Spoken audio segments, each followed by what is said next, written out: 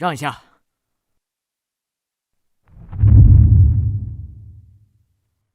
赵队，死者身份问清楚了，张霞，女，42岁，与前夫离婚多年，独居，现在有个女儿在上大学。队长，死者身中3刀，致命伤在颈部。根据报案人提供的信息，初步推算，死亡时间应该在9点钟左右。哎呦，这么多血，3刀啊！3刀啊！哎呀！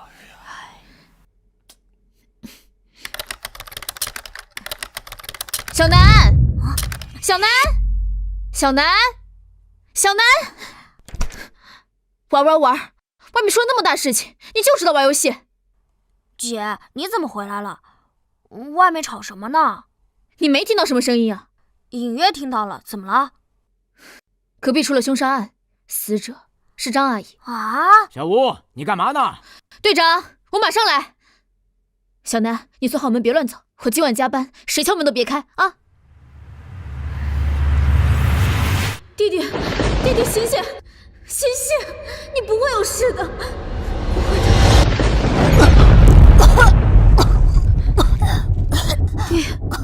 你醒了，醒了就好。我穿越了，姐姐，我终于有亲人了。这一世，我要做个好人。我可是最了解犯罪的。姐，我帮你破案啊！你个小屁孩懂个屁破案呢！老实待着。哎呀，这谁干可怜了？让让。这也太狠了哈！手套，我去拍照。哎呀，这到底怎么说？你说说，这好好的人就你个小子，这小孩，好冷啊！哎呀，这是死者的阴气啊！可不是嘛，就是。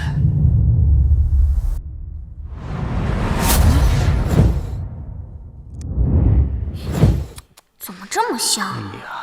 哎呀，你看看，什么味儿啊？哎呦，真是太惨了！是啊，太可怕了。小南，你怎么出来了？快回去，这里有死人。没事儿。队长，监控查过了，最近1个小时内没有人离开过这栋楼。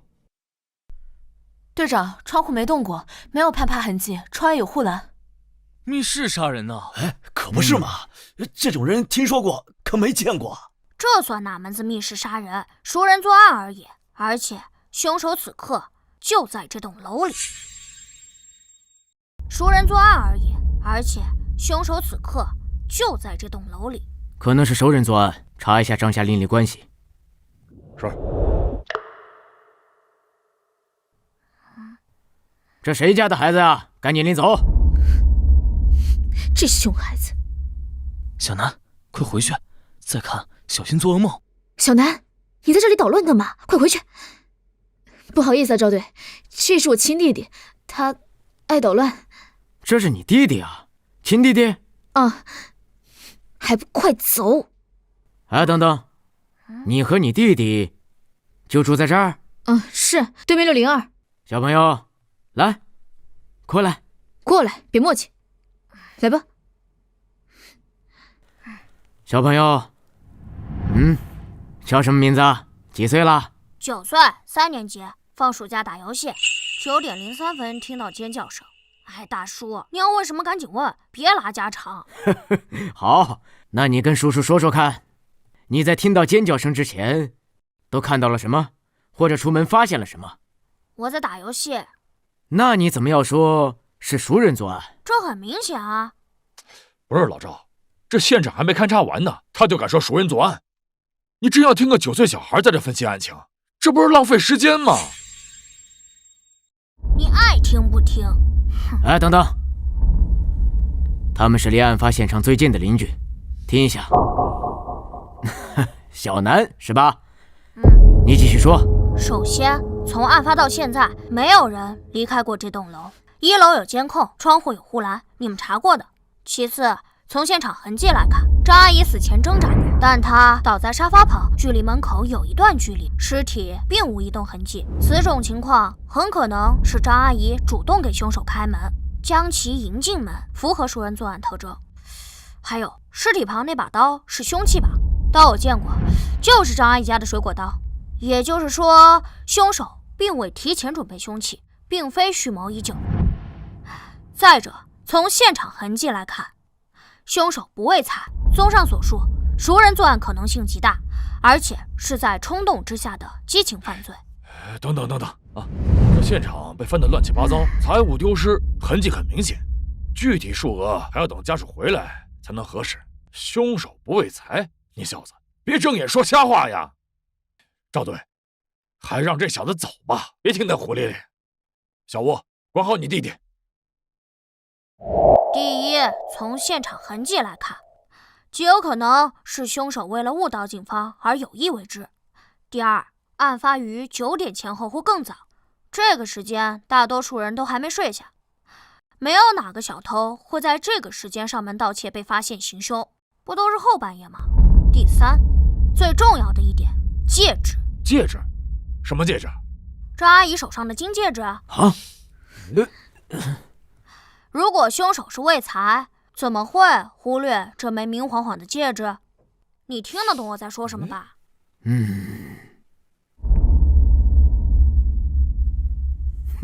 厉害啊，小子，你怎么懂这些？我爸是刑警，我妈是刑警，我姐是刑警，我就是刑警，家庭熏陶嘛。另外，我还看过800集的柯南。好小子，行，回去吧，这毕竟不是小孩子待的地方。哎，对了，叔叔，我得纠正你一个错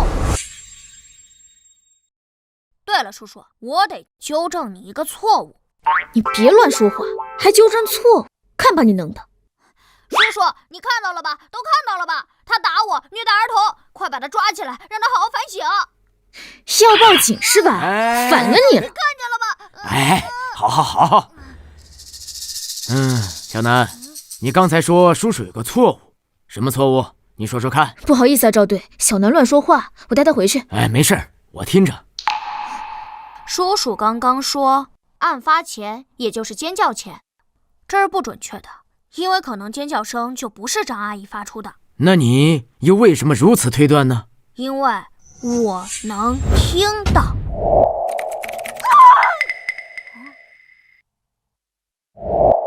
行了，我回去了。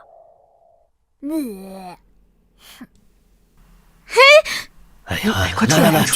这小孩这孩子嘛。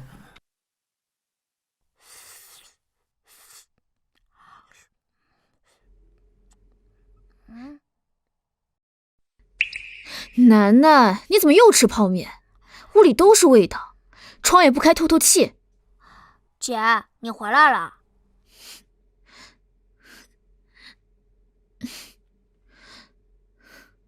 我去睡会觉啊，你7点叫我啊，7点啊，别忘了。知道了，姐。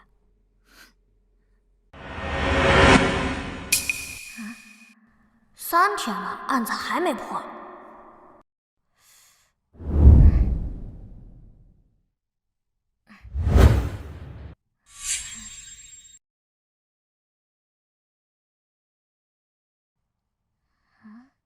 张霞，女，42岁，桐城人，工厂质检员。案发当日休假在家，死亡时间约9点，身中3刀，致命伤在脖梗动脉处。为人和善，并未发现与人结怨。女儿在上大学，前夫王洪刚虽多年来一直骚扰张霞，案发时并不在槟城，且3个月未与被害人通话，已排除作案嫌疑。凶器上未发现指纹，门口地面脚印复杂，皆来自于张霞与多名嫌疑人。这个案子明明并不复杂，怎么给调查成密室杀人案了？根据1楼周大爷笔录，大约在晚上9点听到尖叫声。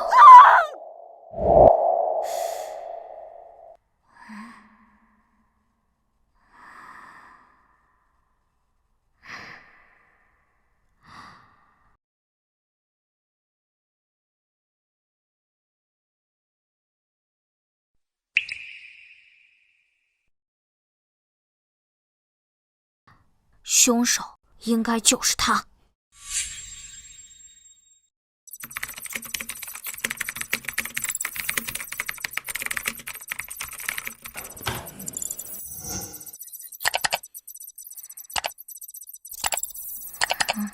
观江花园1单元的701-702-501-502，凶手就是他。哼，姐，7点了，起来啦！哎呀，你别吵，我起来了。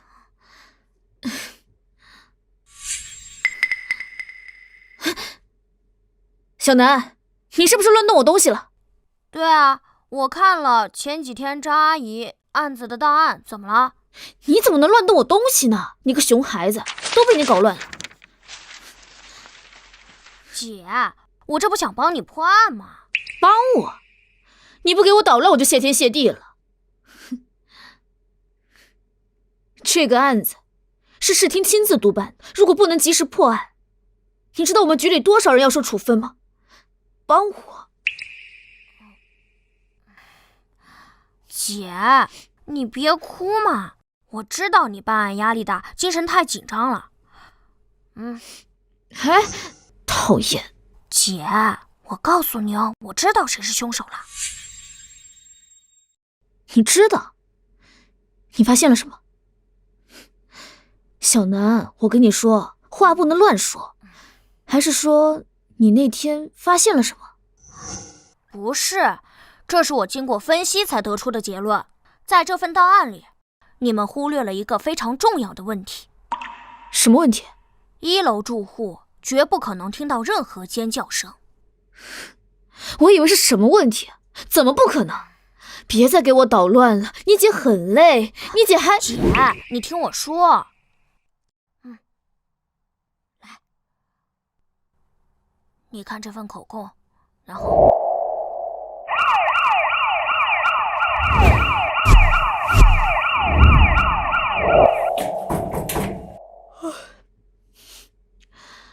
队长，你们来了，进来。小吴，昨晚没睡觉吗？脸色这么差。睡了一会儿。小吴一个人带弟弟不容易啊。你电话里不是说发现重大线索吗？什么情况？快说。啊，是这样，我弟弟说，案发当天，如果那声尖叫是在6楼的室内发出来的话，1楼的住户根本不可能听见。但是根据我们的口供，里面却说1楼的住户听得非常清楚。哎，等等，这件事情昨天开会的时候不是已经讨论过了吗？能否听到是在2可之间，因为女性的尖叫声能达到70分贝左右。小吴，你怎么回事啊？大家都这么忙，你弟随口说什么，这就叫重大线索？还把我们都叫来，你是不是睡傻了？不是，孙队，是这样啊。假设这个声音不是张霞发的。哎，行了，你搞什么呢？喂，那个谁，你干嘛凶我姐？会不会好好说话？小南，小吴同志，能不能管管你弟弟？这是命案，不是过家家。哎，好了，老孙，我知道你着急，别这么上火。你继续说。就我们假设，那声尖叫不是张霞发出来的。姐，你几天几夜没合眼，这才睡了多大一会儿，状态这么差，怎么分析案情？还是让我来吧。行，你来吧。搞什么呀？到底搞什么呀？吴心言，凶杀案你让你弟弟先杀我什么呀？他一个9岁的小屁孩啊！你到底想干什么呀？我看你这刑警是不想干了吧？老孙，你干什么？别吓到孩子。行，你们说啊！你让一个9岁的小孩给你上课，教你们怎么破案。我走。等一下，小南，你干嘛？你不能走。怎么个意思？案情分析你爱听不听，但你打碎我家花瓶赔钱。小南，你别闹。姐，你别管。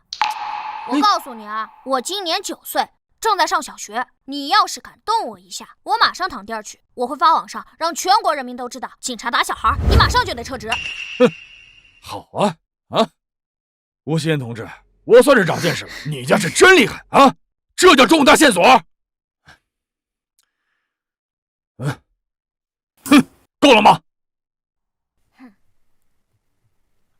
孙，够了，叔叔，你也要走吗？不走的话，我可以跟你说说。我知道凶手是谁，他就住在这栋楼里。小南，不靠谱的事不能乱说，还不能确定是凶手，只能列为嫌疑人。小吴，小南，你怎么知道谁是凶手？那天你是看到什么了吗？整栋楼的住户我们都已经排查过了，案发的时候都有不在场证据或不具备作案能力，已经全部排除嫌疑。小朋友，饭可以乱吃，话可不能乱说。首先，1楼绝不可能听到尖叫声。你们认为的两可之间，这是一个极其严重的错判，误导了你们的调查方向。你说错就错呀！女性尖叫70分贝，而且我们已经做过实验了。那你的实验人员耳背吗？周大爷耳背，街坊邻居都知道，而你们做笔录的调查员显然忽略了这一点。当时都上来看热闹，我以为就是现场太吵了，他才没听清楚。周大爷耳背不算严重，这点确实容易被忽略。但我在案发当夜也提醒过你们，我不该听到尖叫声。我在卧室打游戏，隔着3道门，戴着耳机。可我翻遍了所有档案，你们没人记录我这句话。我本不该听到尖叫声，但我听到了，周大爷也听到了。以上可证明，尖叫声绝非来自于6楼室内，而更可能是楼道内。但张霞死于客厅，尸体并无移动痕迹，所以尖叫来自于凶手的伪造。凶手是女性。如果仅推理到这一步，凶手可男可女，男性也可捏着嗓子或通过网络音频在楼道里发出女性尖叫。由此产生了一个新的疑问：凶手就在6楼制造尖叫声，楼上楼下肯定第一时间出来查看，他如何跑路呢？很显然，他没有跑，且可能是最先赶到现场的邻居之一。凶手只可能来自于5楼或7楼。如果凶手住在4楼或更下，尖叫后向下跑，很可能会被5楼刚出门的邻居看到或听到。但看所有笔录，没人发现类似情况。推理到这一步，我基本可以将凶手锁定701、702、501、502四户中，7楼2户，702空置，701是李大妈老两口。考虑到老人体能以及现场经过布置，基本排除李大妈作案的可能。5楼2户，柴叔与王叔，王叔先出来。502柴叔，一家3口，家庭和睦。501王叔，一人独居，单身多年。绝大多数案件逃不开财、情、仇，而在本案中，张阿姨未与人结怨，而凶器又是张阿姨家的水果刀，所以凶手是因情临时起意冲动杀人的可能性最大。再看笔录，502柴叔笔录证明他在出门时已经看到王叔出门。李大妈笔录，他在下楼时已经看到王叔与柴叔一前一后跑到601门口，也就是说，第一个出现在楼道里的人是他，第一个赶到现场的是他，马上断定张阿姨出事的是他。踹开门使门锁遭到破坏的，并向里面走几步留下脚印的也是他，所以我认为凶手就是他。楼下501的王叔王胜利。还有很多细节我没说，没必要都说，等我说完作案过程，你们马上抓人审就行。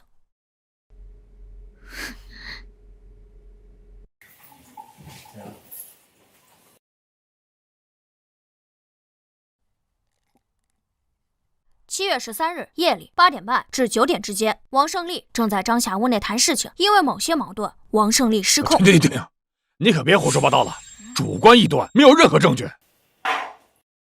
这是严谨的推理，如果你有问题，允许提出来。好，那我问你，现场明明有盗窃痕迹，你为什么说没有丢失财物？张阿姨的女儿在案发隔天赶回来，笔录我看了。她这几年在外上学，极少回家，只能确认被害人卧室里过去的首饰没丢，2部旧手机没丢。至于被害人这几年是否置办其他值钱物件，以及是否丢失，他无法确定。你也知道无法确认。我原本认为戒指没丢是凶手伪造现场的疏忽，可我重新复盘案件后，发现并非如此。凶手在犯案后出奇的冷静，他做了很多他自认为很精巧的布置，是他调节了空调，以减缓血液凝固速度。凶手还擦掉了刀上的指纹、空调遥控器指纹、柜子前的脚印。他想要伪造成入室盗窃被主家发现，从而杀人的假象，但他显然不具备布置完美犯罪现场的能力。不知该如何处理赃物，1楼有监控，他带不出去，他怕警察搜全楼。因此他不是疏忽，他是故意的，什么都没拿走。这假象他认为也是合理的。入室盗窃，还未发现值钱物件，被发现杀人，慌忙逃走。所以结合被害人女儿的笔录，我认为他就是什么都没丢，因为他不敢拿。你可真会想象。还有什么问题吗？好，那我再问你，如果真按你所说，一个普通人冲动杀人，他怎么能如此冷静？怎么可能想到如何布置现场，甚至误导警方？谁跟你说王胜利是普通人？你什么意思？要不咱打个赌吧？赌什么？王胜利是凶手？你真当这是过家家？王胜利一定是凶手，没什么好赌的。哼，那你扯什么？我认为王胜利过去杀过人，身上还背着命案，你信吗？什么？什么？他过去杀过人？小南，不能乱说话。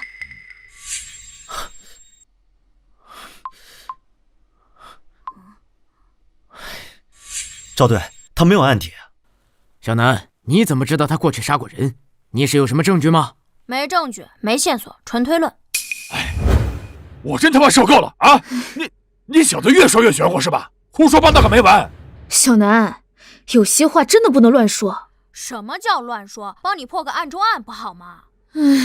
吴心言，你有时间带你弟弟去医院看看吧，看看脑子有没有进水，早点治疗啊！别废话，你赌不赌吧？赌？你说赌什么？看你破案心切，我也不为难你。输了，给我姐道歉，以后不许凶我姐。行，如果王胜利没有杀人，我看你姐就不要干了，拖了这身警服。哎，老孙，你跟孩子赌什么气呀？我哪里跟他赌气了？打赌明明是他提的。那行，我再加一条。行，随便你加。我要是输了，跟你磕一个都行。哎，好了，真当过家家呢？有点纪律性没有？我们从这儿分析案情呢。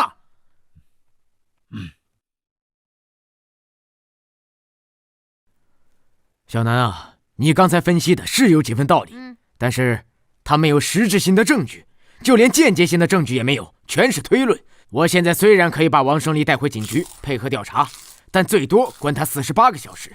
这是命案，王胜利如果真是凶手，且如你所说，他极度的冷静，心理素质又过硬，他就不会随便的去交代什么。但王胜利如果不是凶手，影响会非常的不好，你姐姐会受到严重的处分。谁说没有证据？我刚想说来着，被人打断。那行，那我就再说一下。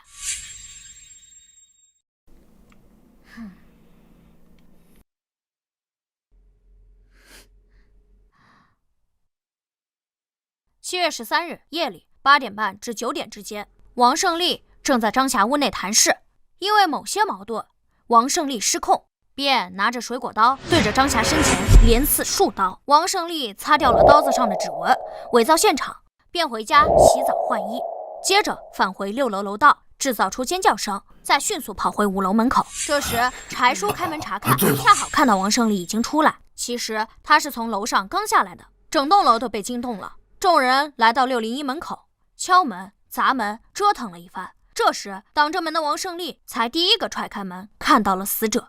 以上是凶手作案的大致过程。间接证据：根据被害人伤口出血量，凶手身上必被泵溅上血，他需要回家洗澡换衣，且对衣服反复冲洗。案发这3天，他一定反复冲洗过浴室，可以查一下他家的水量情况。证据2，可对凶手家浴室进行卢米诺测试。卢米诺测试，高度灵敏的化学发光检测方法，法医学领域检测肉眼难以观察到的极微量血迹。哪怕凶手反复清洗过浴室，血液被稀释到100万分之一，卢米诺测试依旧会有效。证据3，王胜利40多岁，重度烟瘾，嗓音沙哑的他，哪怕捏着嗓子，恐怕也很难模仿出女性尖叫。所以，我认为他是靠电子设备模仿出尖叫。抓人时带我去现场搜查，我能帮你们找到直接关键证据。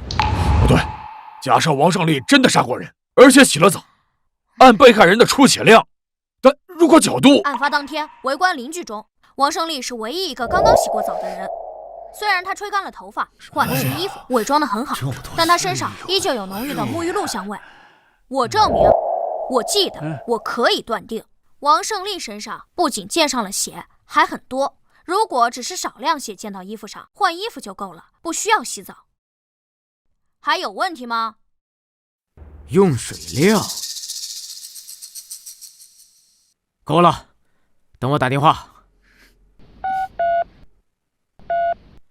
喂，老雷啊，我老赵，哎，找你帮个忙，帮我查一下713案，案发单元最近的对，1个星期就可以，用水量的情况。好嘞，我等你回电。哎。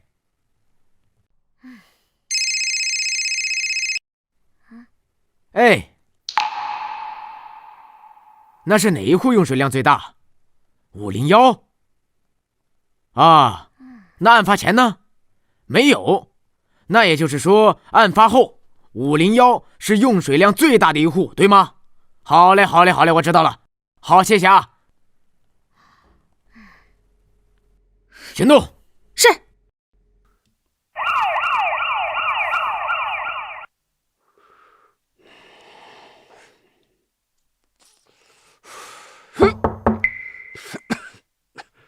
谁呀？王叔，是我。小南呐，咋的啦？你等我一下啊。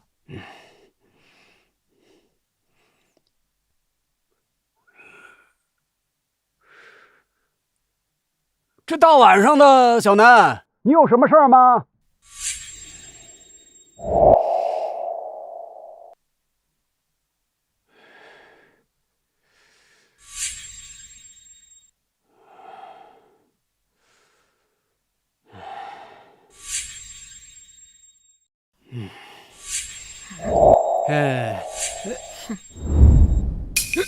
别动！别动！你们要干什么？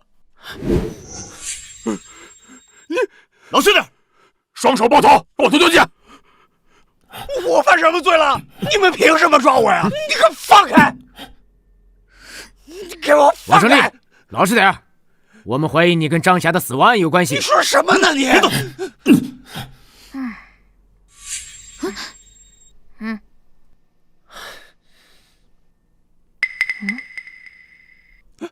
等等！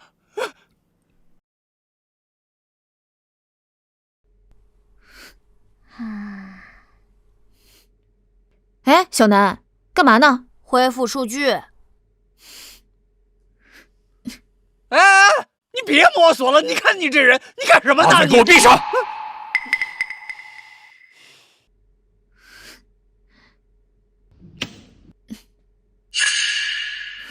队长，你快来看！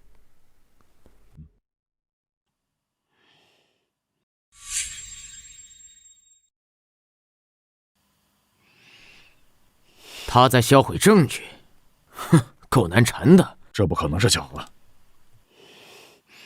洗手间怎么回事？那个，我站起来回答啊。那个警官，重做防水啊，这不犯法吧？这几天查到你用水量极大，翻新，你怎么用水？重做防水需要测试防水效果呀，吴警官。这个女孩子她都懂什么？你就此砖呢？扔了？估计这会儿已经被垃圾车给拉走了吧？要不你们去瞅瞅？哎，你们研究我们家的瓷砖干什么呀？我让小李去。不用，证据受污染了，农民诺结果不作数的。哎呦，这是怎么了？楼上张姐刚死，警察抓人，难道是小王杀人了？不能吧？他平时挺老实的。哎，我没杀人啊！你们有什么证据啊？你们凭什么抓人啊？你给我放开！你给我老实点！那个吴警官，咱们怎么说也算得上是楼上楼下的邻居啊！你怎么能……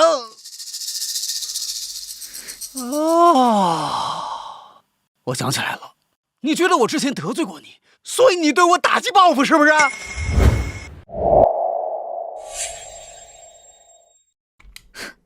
我报复你什么？你觉得我差点害死你弟弟？啊？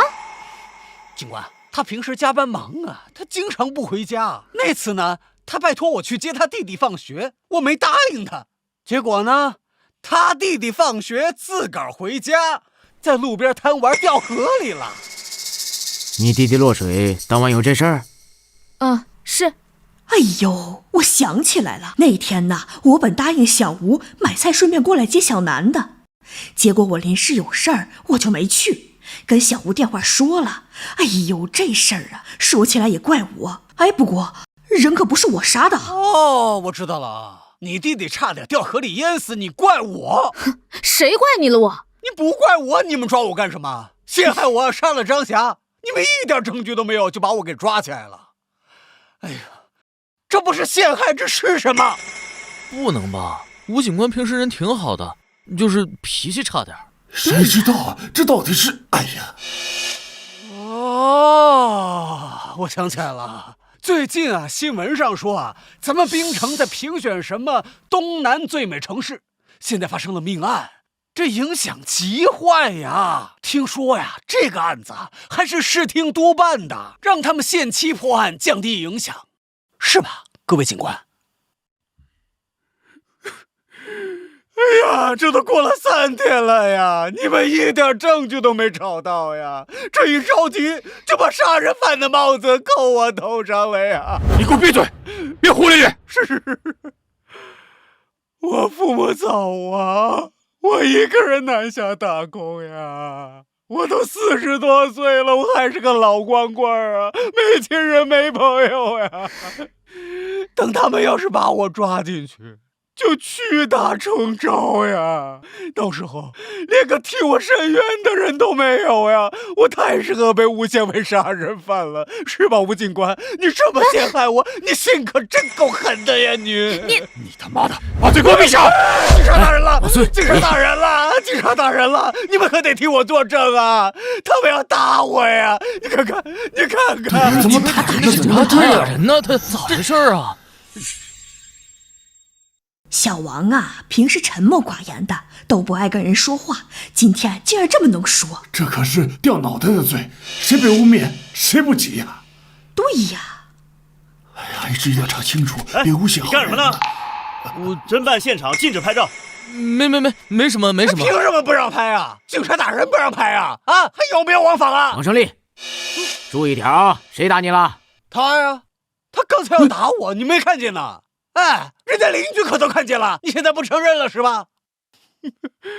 各位街坊邻居啊，你们肯定不能走呀，可得替我作证啊！你们要是走了，这帮黑警察肯定打我呀！到时候就算没有证据，他们也会伪造证据的呀！放心吧，小王，我们不走。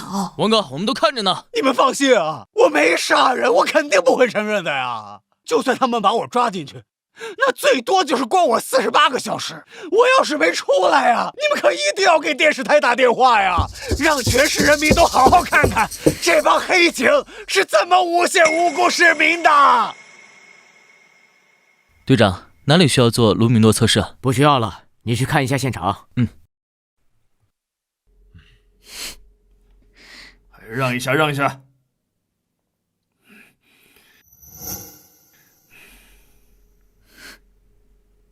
老钱，你怎么来了？听说你抓到嫌疑人了，过来看看。我冤枉啊！他们没有证据，随便抓人啊！他们赵队没证据，正在收集证据。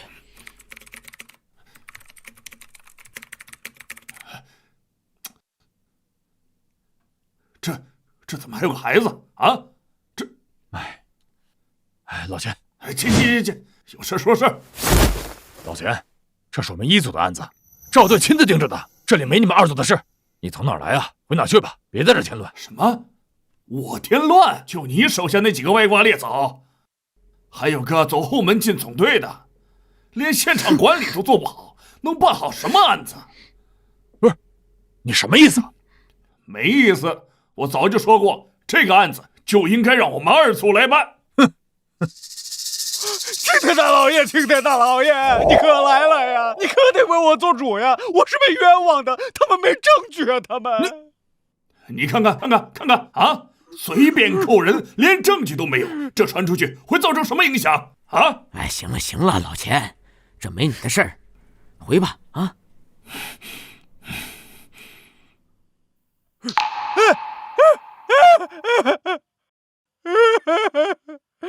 各位街坊邻居，你们可看到了啊？人家钱警官可是发现了问题，他们硬是让给人家赶走了呀。这帮黑警是铁了心要诬陷我呀！哎呦，这警察是怎么了？这都什么世道啊！这是陷害啊！王胜利，你注意点啊！诬陷，这就是诬陷啊！你们可一定要通知电视台啊！还有没有？谁陷害你了？你，还有你姐！不见棺材不掉泪，这是你手机吧？是我手机，那又咋了？现在这个社会谁还没个手机啊？你承认是你手机就行。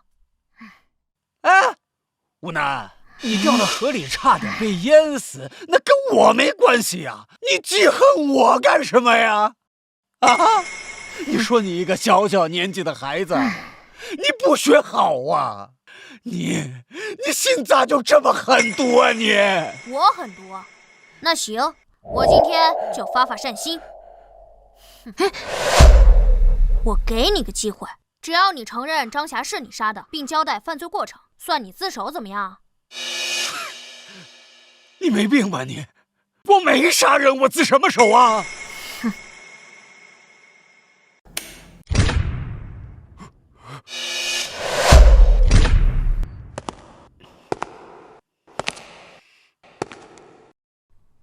你露怯了。什么？是他你啊！你果然杀过人。你胡说什么？你东躲西藏这么多年，想必熟读法律。其实你是知道的，你是临时起意、冲动杀人、激情犯罪，配合自首情节，是判不了死刑的。死缓减无期，实际服刑时间不得少于原判刑期的1/2。也就是说，如果你自首，老老实实服刑，再有个什么重大立功表现，减刑，最快15年就能出来。其实你很清楚，警方已经盯上你了，你逃不掉的。就算你48小时死不交代，你与张霞的过往也一定会被查出来。警方只是需要更多时间，而你还心存侥幸死不承认，因为你在害怕你过去的事被翻出来。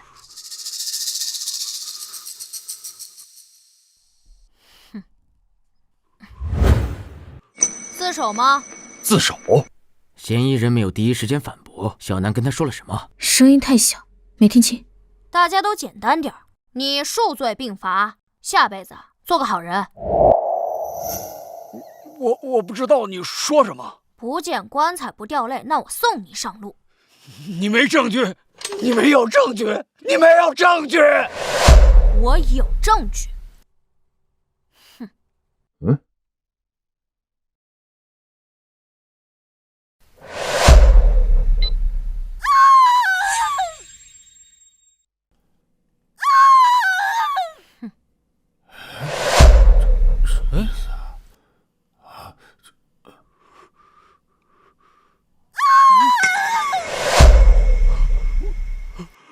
这是张霞的声音，听起来有点怪，但这就是那天晚上的尖叫声。对，就是这个声音。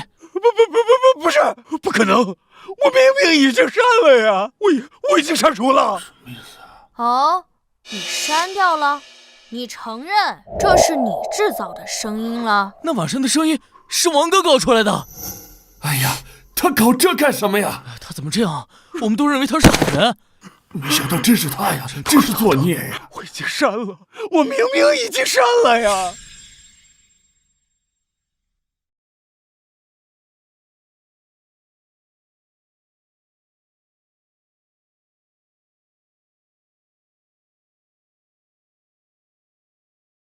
想要彻底删掉一个文件，必须让文件重复写入，覆盖掉原有文件。你删掉的只是文件索引，文件可恢复。你显然不懂存储的基本原理。另外，你与张霞的聊天信息我也恢复出来了，是通过一个名叫爱友的交友软件。你与张霞楼上楼下邻居很多年，本来并无过多交际，直至3个月前，你与张霞通过爱友闲聊几句，越发熟络。具体聊天内容涉及到张阿姨隐私，我就不读了。不过我还看到了，你最近2年来通过这个软件搭讪过很多离异女性，并提出无理要求，要我读读吗？别，人是我杀的，我承认人是我杀的。姐，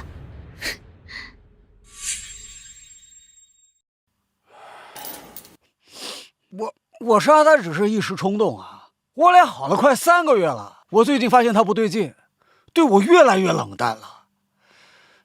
我怀疑他外面有男人了，我那天给他发消息他也没回，我就去找他了。谁啊？我。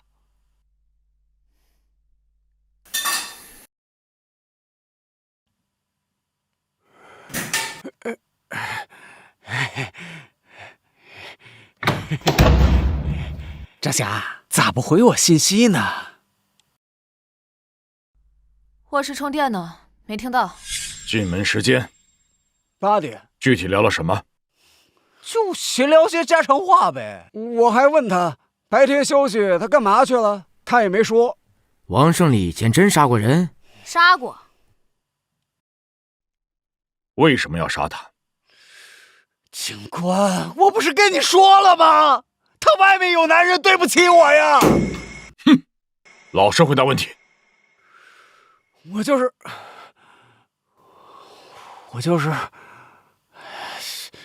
我说，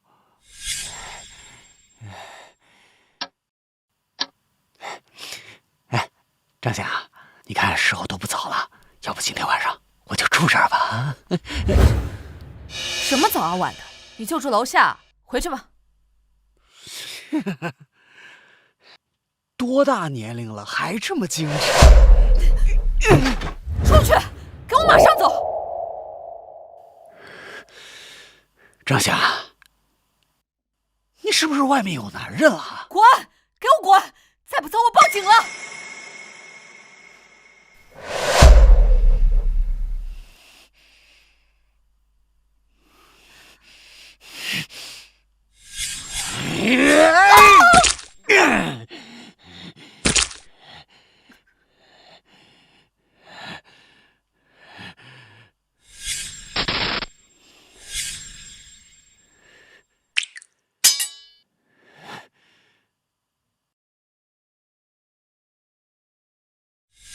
现场盗窃痕迹是你不知道？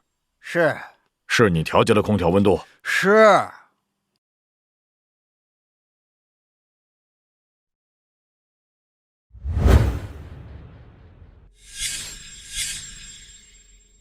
既然你承认就好，让他还押。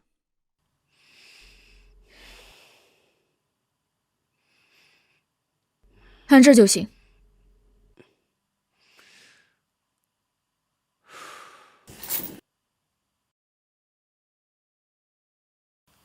结束了，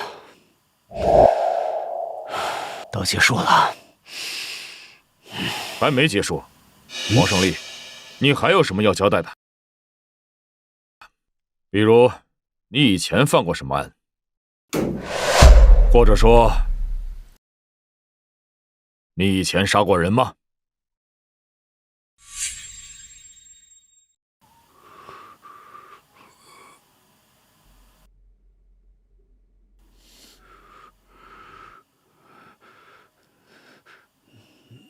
能给我一支烟吗？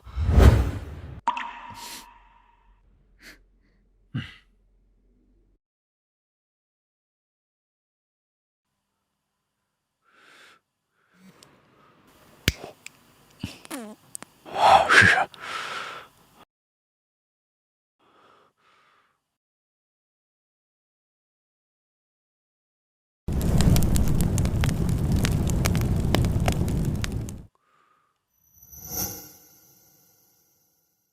王胜利，回答问题，你以前杀过人吗？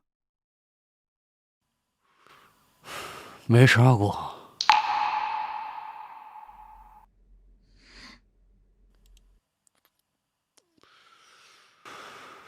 张霞是我杀的，我都已经承认了呀。至于其他的，没什么好交代的。哼，王胜利，我警告你，不要负隅顽抗。谁负隅顽抗了，警官？我没杀过什么人，有本事你们自己去查了。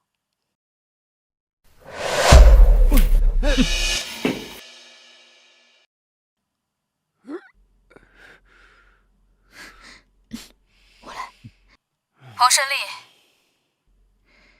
你犯的罪足以判处死刑，你现在在耍无赖，没有任何意义。吴警官，我知道，我都够判死刑了，我还怕什么呀？你们不是着急着破案吗？现在案子破了，你们赶紧把我抓去判个枪毙呀！你们还折腾什么呀？啊？不会吧？你们警察还真觉得自己是正义的化身呢？怀疑我以前杀过人，就一定要查清楚啊？是吗？是吧？哎，太好了！据我的了解啊，如果我身上还有案子没查清楚，你们就得一直关着我，判不了我。我的命还长着呢。小南，你说王胜利以前杀过人，有几分把握？10分。我去审吧。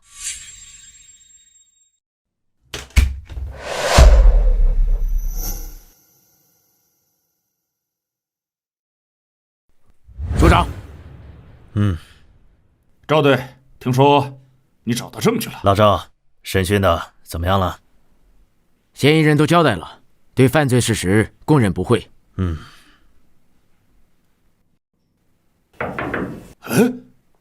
赵队，怎么又是这个孩子？上次在案发现场的时候，就是这个孩子一直在乱翻嫌疑人的东西。伯伯好。老赵，这是吴心言的亲弟弟吴楠，他们家的情况您是都知道的。哦，我知道了，父母因公殉职后，就剩他们姐弟俩了。对。哎，是啊，是够难的。小吴平时也忙，以后这孩子要来署里就来，没地方写作业，带到会客室。纪律就是纪律，这里是办案区，不是孩子该来的地方。署长，其实这个案子能够告破，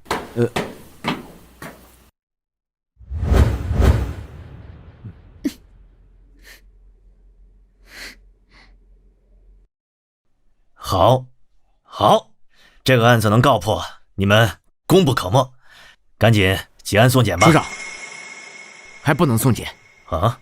为什么？小南，你说王胜利以前杀过人，有几分把握？10分。我们怀疑王胜利在杀害张霞之前还杀过人。还杀过？案中案？有什么线索？这嫌疑人现在还拒不交代以前的犯案，没有线索。是我说的，嫌疑人还杀过人，交给我来审，我能马上结案。小南，你这不是胡闹吗？一个小屁孩说他杀过人，你们就信了？老赵，你也是老刑警了，你近期马上就要提一提了，绝不能犯错误。署长，这些我都明白。其实713案能够顺利的告破，还多亏了吴楠，他是个神童。这神童？所以没有线索，没有证据，他说你就信？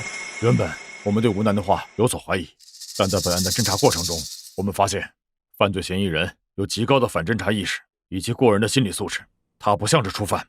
哎，等等，老孙，你的意思是还真要查？什么线索都没有，怎么查？就这么一直耗着吗？就这么一直关着嫌疑人吗？上边要求我们限期破案，既然这个案子已经破了，署长，713案可以上报，但是犯罪嫌疑人以前的犯案，我还是觉得……怎么？你想查？那你报告打算怎么写？就写一个9岁的孩子怀疑他杀过人，你们信了？哎，有没有人呢？还有没有人呢？你们到底审不审呢？还有没有点人权呢？啊！保持安静。你们到底审不审呐？我都困了。你不审的话，把我送回去睡觉吧。哎，怎么来这么多人呐？哦，你们刚才在外边，不会是在商量怎么对我刑讯逼供吧？来，老子都被判死刑了，老子怕你们呢啊！来，尽管招呼。老张，我再给你5天时间，查明嫌疑人过去还杀了谁。署长，这可能是嫌疑人为了故意拖延时间，故意这么说的。5天？老子给你5年，你他妈也查不出来。5分钟，我来审，给我5分钟，我让他交代。你个小屁孩，你懂什么？吴心言，管好你弟弟。署长，他们怎么能让一个9岁的孩子办案呢？这简直是胡闹啊！小吴，你弟看过案件卷宗，这是违反纪律的。署长，我给我5分钟，破不了案，伯伯可以处分我姐。什么？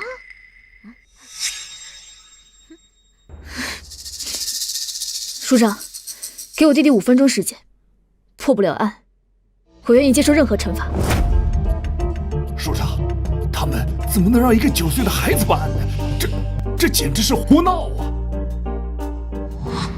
行了，署长，您不能对他们这么放任。这个5分钟还是耽误得起的。你既然说他是神童，而你又立下军令状，那我就给你这5分钟。好，就5分钟。小南呐，你呀也是我从小看着长大的呀。说实话，这街坊邻居的可没谁夸你聪明啊，你挺笨的。这之前呢，也不知道是谁教你的那些东西。看现在这个情况，没谁教你了吧？就你审我呀，孩子，现在时间不早了，你也没事了，还是赶紧回家打游戏去吧。啊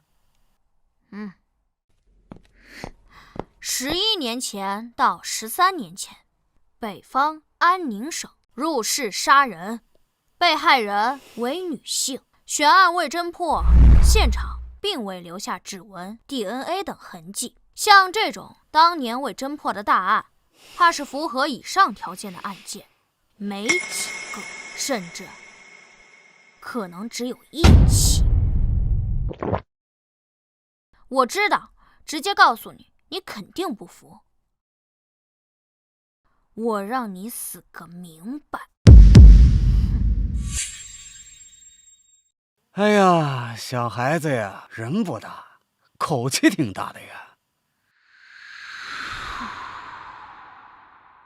你在杀害张霞后，你伪造现场，回家清洗，并利用她的尖叫声让警方误判了张霞的被害时间。你利用这个时间假装上网，留下电脑浏览器记录，给自己制造了不在场证明。我说的对，这我都已经招过了，还用得着你分析啊？我是想说，你杀人后的冷静，有极强的心理素质与反侦查力，你不是一个普通人。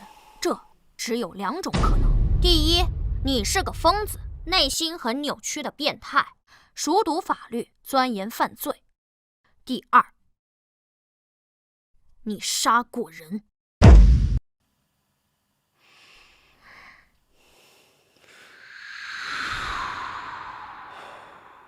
你怎么就知道我不是个变态呢？你搬来10年，如果你真是个变态，你不可能忍到今天。这都是你的胡乱猜测。你不知道你最大的破绽是什么？你做了很多自认为自己很精巧的事情，有着超乎寻常的执行力，但你却没逃走。站在你的角度，我得到了2种答案：第一，直接逃走太明显，住得那么近，谁在张霞死后谁失踪了，谁就是凶手；第二，你不想破坏自己如今安定的生活。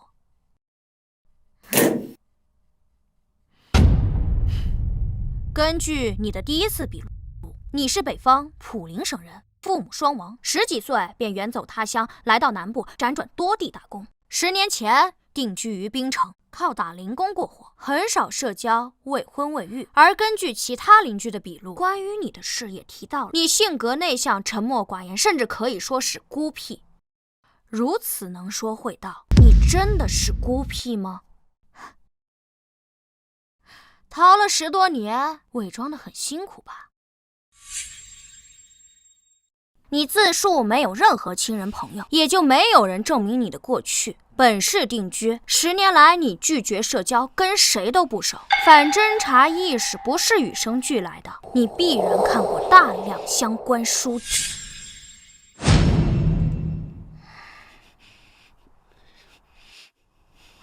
或许你自己都没意识到你身上的味道有多重。味道？什么味道？逃犯的味道。你这种人，如果不怀疑你还好，一旦盯上你，实际上你处处都是破绽。你过去10年给人留下的印象，完美符合一个逃亡者、潜藏者的特征。而你在本案侦办过程中的表现，也证明了你过去10年时间是在伪装。杀人后的冷静，极强的心理素质，性格的伪装，拒绝社交，隐藏自身，单一条件或许说明不了什么，但若汇聚在一起，你不知道你身上味道多重吗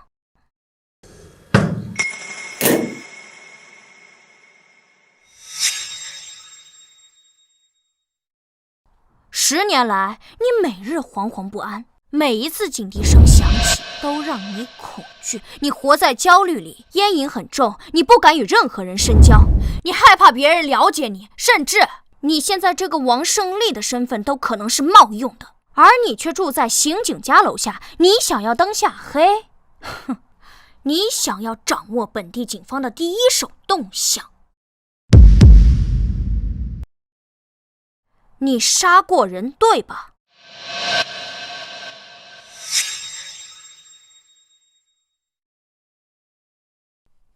哼，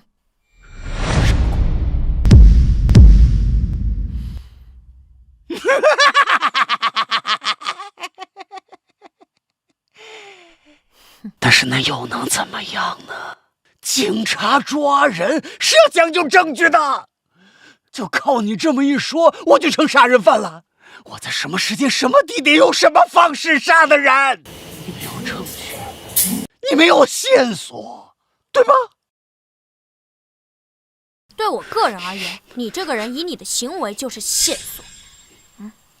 时间也差不多了。既然你已经承认人是你杀的，那么我就长话短说。第一，你曾经是个小偷，做过入室盗窃。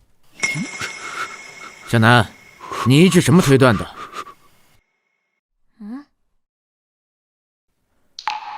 报告需要写清楚。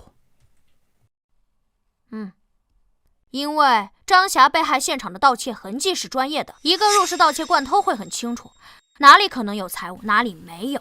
而在张阿姨被害现场，距离门口最近的是鞋柜，还有厨房橱柜、洗手池台下柜等位置并无翻找痕迹，而诸如茶几、电视柜、衣柜，包括挂有常穿外套的衣架上面的衣服，这些可能放有老旧手机、首饰、现金的位置，全都被翻过。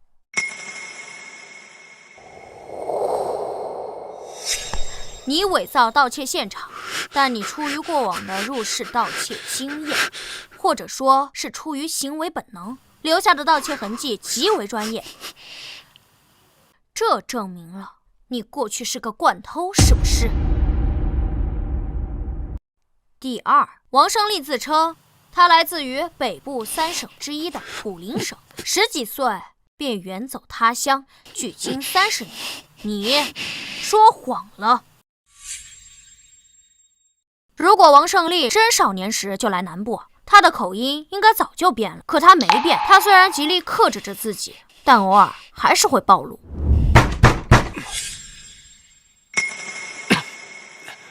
谁啊？王叔，是我。小南呐，咋的啦？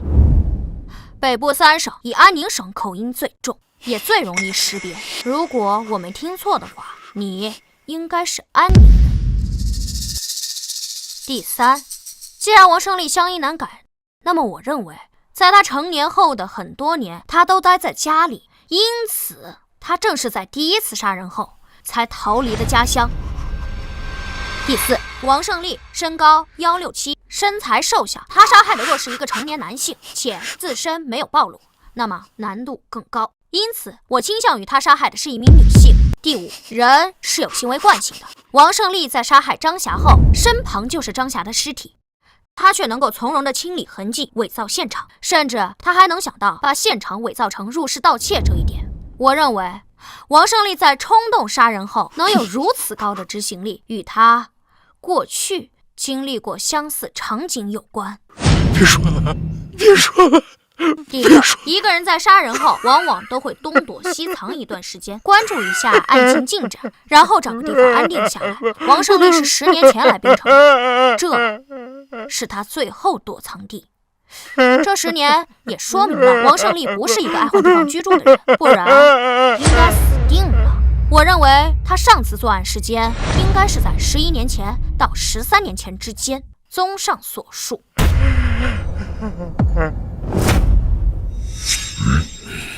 时间11年前到13年前之间，地点安宁省，案件类型入室盗窃，被屋主发现后而怒而杀人，被害人大概为女性。因王胜利此前嚣张太过，声称5年以后破案，据判断现场并未留下 DNA、指纹等直接性证据，所以他才会如此自信。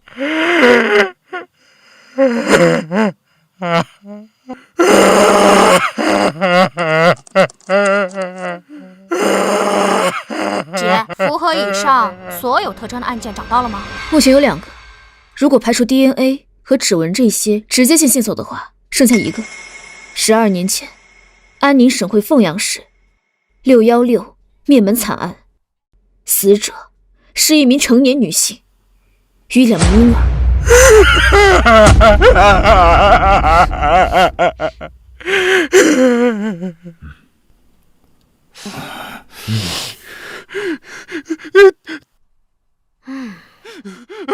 都是他胡编乱造，都是他胡编乱造，都是他胡编乱造！你们没有证据，你们没有证据！真的没有吗？没有！王胜利，你要干什么？给我走！走！你们走！走！老实点！不是我，是我跟那个案子没有任何关系，没有任何关系。如果没有证据，那你在害怕什么？确实应该没有 DNA 指纹的证据，但只是没有什么直接性的证据。你搬来10年，惶惶不可终日，你到底在怕什么？是有证据的，对吧？一起凶杀案至少要调查半年以上，所有线索全断，无法继续追查，才会暂时搁置。期间会有成百上千人被调查，庞大的调查信息里会有很多佐证，很多间接证据。只是因为你当初是随机作案，你从未被列为嫌疑人，也没有在你身上核对，所以才让你暂时逃脱了法网。而现在，我们已将你与616案联系到一起，你逃不掉的。署长，我提议联系凤阳警方，把616案的全部档案调出来，并请凤阳警方派遣当年参与过此案调查的老刑警来本市协助办理此案。我同意，报告可以回来再补。你现在马上联系凤阳警方。是。赵叔，等一下，算上那边整理资料的时间，最晚后天到，满打满算3天时间。无论你交代与否，616案必破，你何必死扛着？大家都很累，不如简单点。我现在只需要你回答我，616案是你做的吧？616案是你做的吧？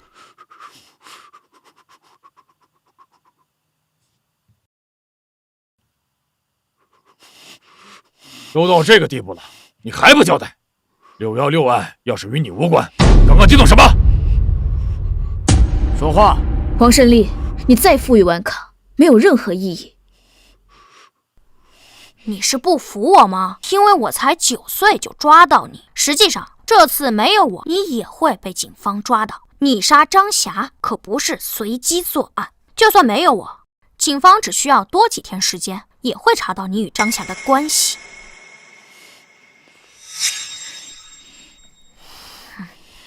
是的，这种死硬分子交给我吧，我保证今晚就让他开口。我可以保证，在凤阳警方抵达前，让他交代所有的犯罪事实，可以直接结案。我都审差不多了，哪轮到你啊？退1万步来说，也该是我姐来审。什么叫审的差不多？他并没有交代所有的犯罪事实，而且也没有直接的证据。等凤阳警方来了，补充了证据链，也都是间接证据。宁口供送审非常麻烦，也许还会拖得更久。署长，对付这种死硬分子，必须要攻破他们的心理防线。你姐才从警几年呀？她审得明白吗？那照你这么说，那我才9岁，我审得明白吗？你要是真有本事，你就让他开口，否则不要影响我们办案。好，姐，我相信你，一定会有办法让他开口，对吧？啊，我。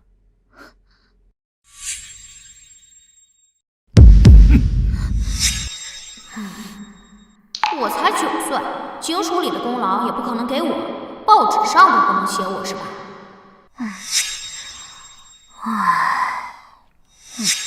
现在你知道叹气了？我哪儿叹气了？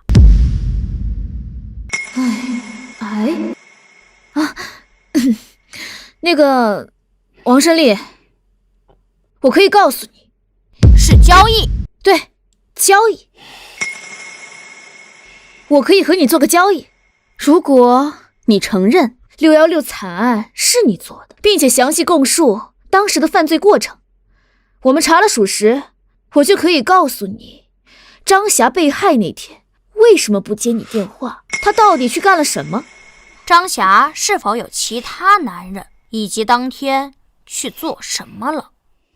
对，就这意思，我弟说的没错。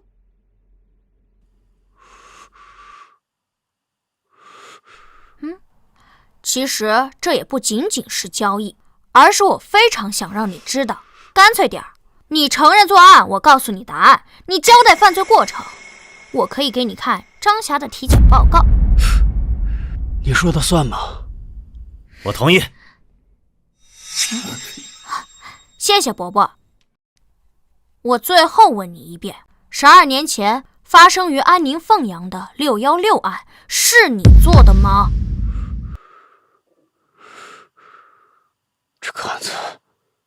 这个案子，616案是你做的吧？是我做的。这案子是我做的，人全都是我杀的。我出去一下。你快告诉我，你知道我为什么想让你知道吗？什么？我想让你知道你多该死。什么意思？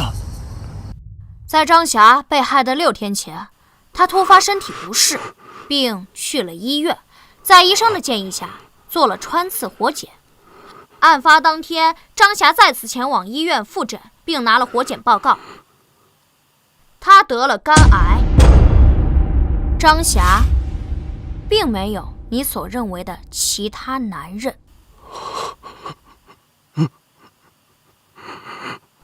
根据张霞与闺蜜的聊天记录，张霞在得知自己生病后，第一时间是想到女儿学费，然后才是自己治病。她知道你这10年生活低调，有一些积蓄，但她却从未想过让你出钱。她确实是想跟你分手，但她是不想拖累你，而你却杀了她。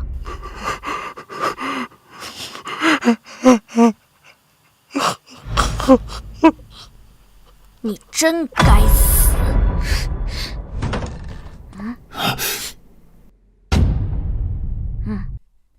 这是张霞的体检报告，如果你还有兴趣的话，可以给你看。先老实交代犯罪过程吧。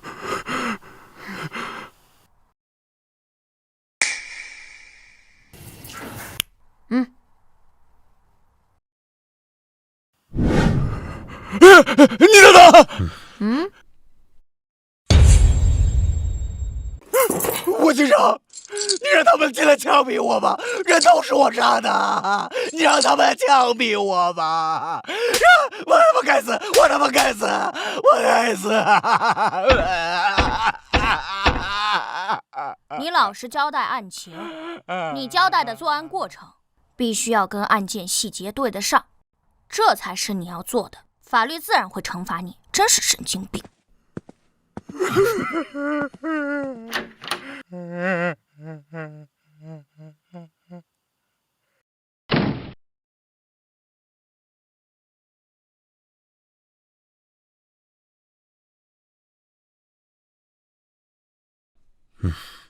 小南是吧？吴楠。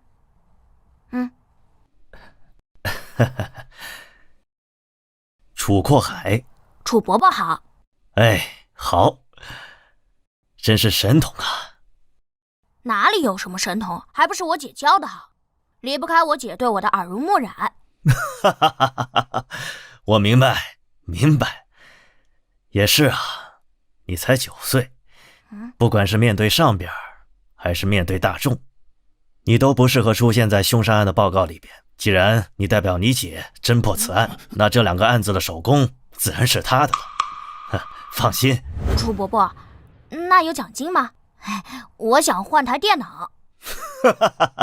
有731案能够迅速侦破，书里自然会有嘉奖。另外啊，616案既然当年没有侦破，肯定要向社会征集线索的，应该有几万块奖金。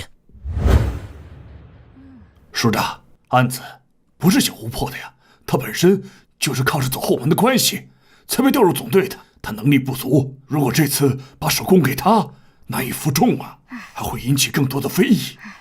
有病就去看，没事老嚼舌根干什么？小鬼，你骂谁呢？我没骂人啊。你刚才说谁有病？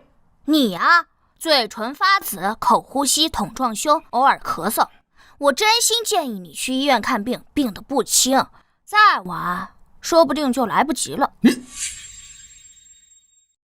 你这孩子到底还有没有教养？到底谁没教养？说谁走后门呢？你一把年纪了，还妒贤技能，争功夺利的。你什么你？我姐今年27，5年前从东南警校毕业，2年特警，拿过2次东南警界女子格斗冠军，1次射击冠军。之后，我姐转去基层，从民警做起，也是冲在了第一线。3年前梅河区闹市劫持案，是我姐与人质交换，最终制服歹徒，差点被抹了脖子。前年那场爆炸案，要不是我姐枪法够准，用手枪打中了120米外的目标，说不定还要炸死多少人。去年联合行动追捕逃犯，我姐身中2刀都能制服逃犯，在家足足躺了3个月才养好。在那几个月前，是，我承认，我爸妈6年前因公殉职，我姐在晋升过程中确实受到了一点照顾，包括去年调入总队，继承了父亲的警号。但我敢说，我姐没有走后门，她每一步都走得堂堂正正。她是一个优秀的刑警，容不得你来抹黑。舅舅提过很多次，想把我姐调到他那边去，待遇肯定比这里好。但我姐不同意，按照我姐的话说，这里是我爸妈守护过的城市，他要继承爸妈的志愿，继续守护这里。你说的好像就跟谁没负过伤似的啊！在这里的老刑警有一个算一个，谁没有在一线拼命，谁没负过伤？行了行了，这是负伤的事吗？我姐破格提拔，不是立功就是拼命。你说谁走后门？那行，现在领导不是在吗？你说是谁给我姐开的后门？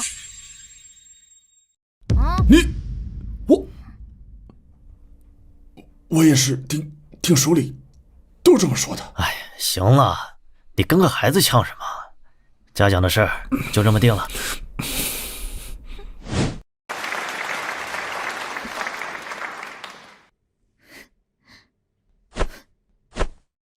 小吴辛苦了。追凶极恶，行经使命，不辛苦。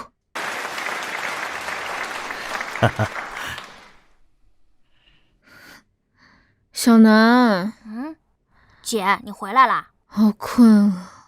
姐，刑警不是忙的时候忙死，闲的时候特别闲吗？这才破了大案，你就休息一天，又开始没日没夜的忙。清理弃案专项行动，所有人都在加班。不行了，我要睡觉了，乖啊。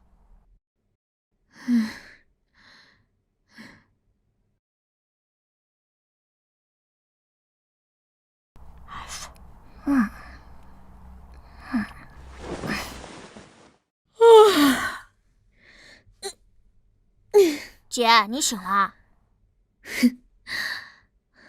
是啊。你说谁家弟弟这么聪明，还会破案啊？这算什么？这么简单的案子，非要本神童给你推理一番。说你胖，你还喘上了是吧？本来就是嘛，这么简单的案子，我分分钟破解。你又是没日没夜的忙。你这是薯片吃多了中毒了吧？行，你要这么聪明，我考考你啊。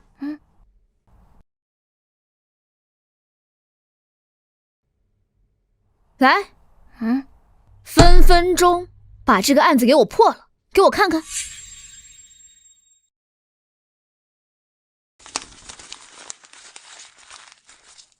去年12月份的案子，大半年了。好家伙，档案这么厚，还没查出来。死者宋东，男，51岁，食品厂老板，与妻子离异多年，有2个已经结婚的女儿。去年12月13日晚10点左右，工厂保安周路在巡视时，门怎么没关啊？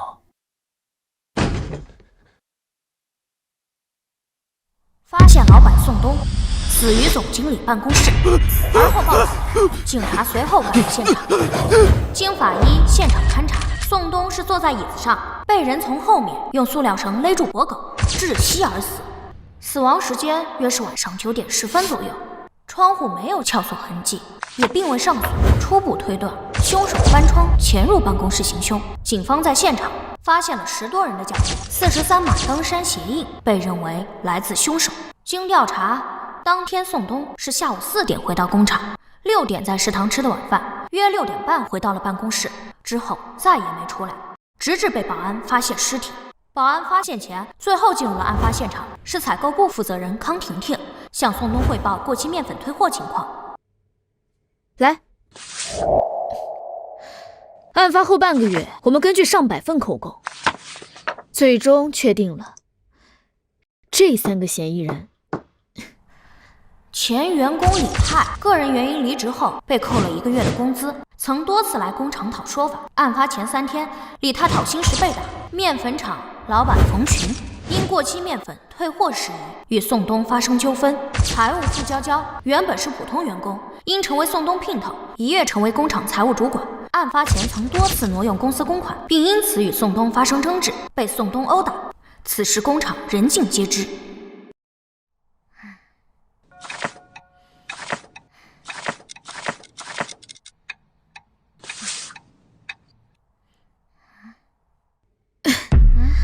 特别是这个傅娇娇，宋东死后，他还参与了财产争夺战，而且他说他跟宋东是事实夫妻，在调查的第2个月就把他列为了头号嫌疑人。虽然他有不在场证明，而且以他的体力不可能杀人，但也不排除有雇凶杀人的可能。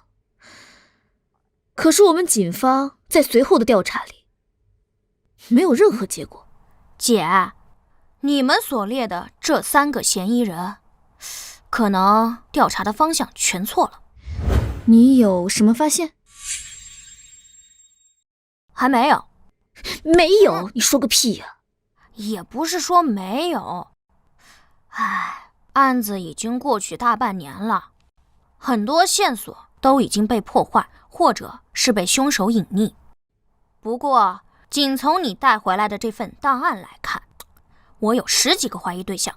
10几个？对，站在凶手的角度，考虑到人性，因为利益，因为感情，因为仇恨，熟人作案，预谋杀害。宋东的人际关系太复杂，有很多人被值得怀疑。果然啊。什么？我就不应该给你看卷宗。为什么？小南，你现在虽然是我们警署的名人，大家都说你很聪明，善于推理，可是你毕竟才9岁，没有系统性的学过刑侦。事实上，你能想到的，我们全都调查过，几10个怀疑对象，我们才筛出了这3个嫌疑人。上百号人的专案组，足足查了3、4个月。而且时代不同了，正如你所说，713案，如果再给我们多一点时间，我们肯定能调查清楚王胜利跟张霞的关系。12年前的616灭门惨案，虽然是随机作案，但是入室，在现在这个时代，以现在的公共监控密度还有侦破技术，凶手不可能逃得掉。哎，姐，你为了打击你弟弟，还真是煞费苦心啊。小南，我真的没有打击你，你真的很聪明。我也希望你考上警校，成为一名刑警。毕竟，咱妈的警号还等着你继承呢。好啦，档案你也看到了，你也没有列出个直接嫌疑人，证明你这一套刑侦推理是破不了案的。而且你才9岁，我也不可能带着你东奔西跑走访调查吧。而且这个案子没有新的线索，根本不可能重启调查。要不是因为这次新案行动，我觉得我们应该试试。姐，你带我去警署吧。你要干嘛？你这里档案不全，最重要的工厂监控只有一些截图照片。只要你给我利用你们警队的资源，我说不定，不，我保证3天我给你找到凶手。3天？你刚刚跟我说分分钟。我们上百号人的专案组查了那么久都没查出来，你3天就想破案，牛皮吹上天了吧？哎呀，分分钟只是形容词，只要你给我更全面的案件信息，3天破案绰绰有余。姐，我知道这违反纪律，要不你跟赵叔说说，通融通融。要不你先把监控硬盘拿回来，先让我看看。小南，你说偶尔去警署帮我们参与调查办案，没有人说什么，可是如果是去参与案件的长期侦办，对谁都说不过去。跟赵队说，他可能同意让你去，可是破不了案，我们从上到下多少人要受处分？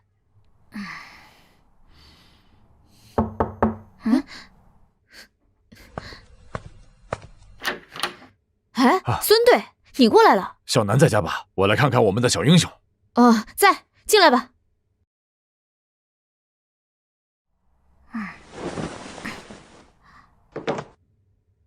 孙队，有什么事儿现在过来啊？小南，还生叔叔气呢，叔叔跟你道歉好不好？这次能破案，多亏了你，你是我们的小英雄啊！小南，孙叔叔都跟你道歉了，你就别闹脾气了。孙队，不好意思啊，小南被我惯坏了，我也管不住他。不碍事，不碍事啊。道歉，一点诚意都没有。啊，你说咱俩打的那个赌啊？不至于，我怕折寿。那是什么？哦，我知道了。听你说，等奖金下来，你想买个电脑是吧？这样，你想要什么，叔叔给你买，好不好？哎，我们家里虽然不富裕，买电脑还是买得起的。小南，你别太过分了。没事。那小南，那你想要什么呀？你有什么要求，尽管跟我说，叔叔啊，保证给你安排的明明白白的。我想去警署。去警署？干什么？破案。破案？1213案。这个案子难啊。这个案子并没有你们想象的那么复杂。或许此刻我心里的头号嫌疑人就是真正的凶手。给我3天，让我用警队资源，一定能破案。3天？对，就3天。这个案子100%是熟人作案，不存在随机作案的可能，我一定查得到。行，走，咱们现在就去队里。不是，孙队，小南他……放心，老赵那边我来说。我不是这个意思，我是怕我们都会受到处分。小吴，我们刑警的第一使命是保护公民，打击犯罪，破案是我们的第一要务。在以往的案件侦破中，我们也曾接受社会有能力人士的帮助。在前几年毒虫案中，如果不是曼河大学的生物学教授帮助，我们也不可能破案。小南虽然才9岁，但他的能力是有目共睹的。就这么决定了，快走吧，出了事儿我扛着。孙叔有魄力。哼，你小子肯叫我输了是吧？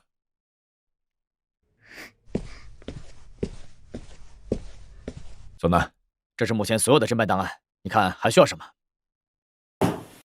我需要宋东更为详细的家庭资料，包括他的前妻、2个女儿、父母、2个兄弟、侄辈、亲属，最好有照片。另外，我还需要知道宋东死亡后，他的遗产都被谁继承了，包括工厂、房产、现金资金去向、银行流水等等。孙叔，咋啦？小南，你现在开始指挥补充侦查了，你是不是真的发现什么了？一些吧，说了你也不信。行。小张、小陈，过来一下，补充侦查任务。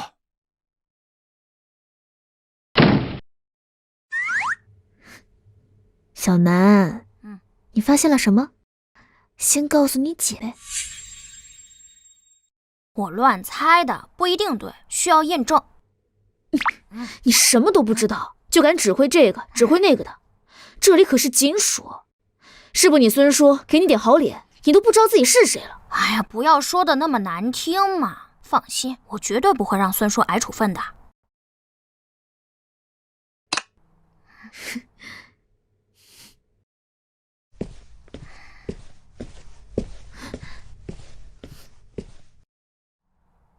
小南，这30倍播放卡得跟 PPT 一样，你这看什么呢？看人呢。人？这个食品厂可是有200来个员工，每天人来人往的，光厂区监控就有12个，你这30倍快进，能看出什么呀？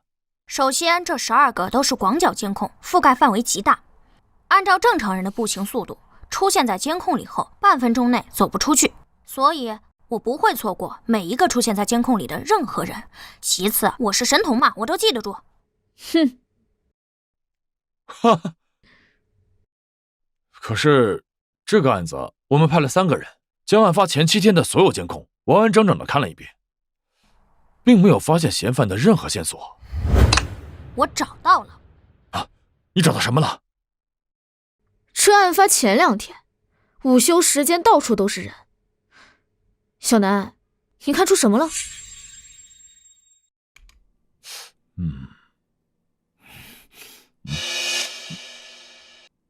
老钱，有事吗？出来说。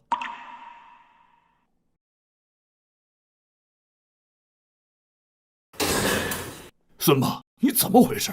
怎么又让他来队里，还指挥上了啊？老钱，你什么意思？我什么意思？你这是在胡闹！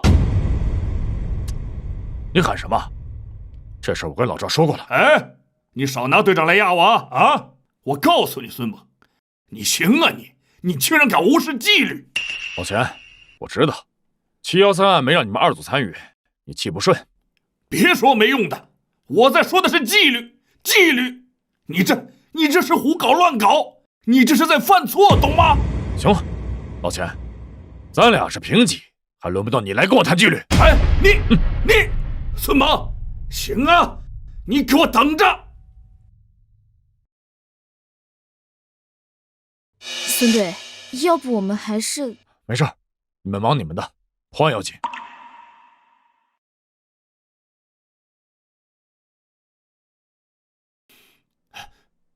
署长，国刚，什么事这么着急啊？我听小王说你来了一上午了。署长，我要举报孙猛和赵成龙以权谋私，简直是胡搞乱搞。国刚，小点声，注意影响，慢慢说。署长，现在重启1213案的调查，孙猛不知道出去走访找线索，反而又把吴新言那个弟弟找来了。现在整个专案一组被一个孩子指挥的团团转，这难道不是乱搞吗？吴楠，对，就是他。现在整个警局都把他传得神乎其神，说713案是他一个人办的，把所有一线干警的功劳全抹杀了。署长，我记得您上次在会议上一再强调纪律，可孙猛完全无视您的话，已经开始乱搞。我看他为了功劳都快失心疯了。哎，行了，国刚，你也不用这么激动，你先去吧。这件事啊，我会处理的。哎，去吧。是。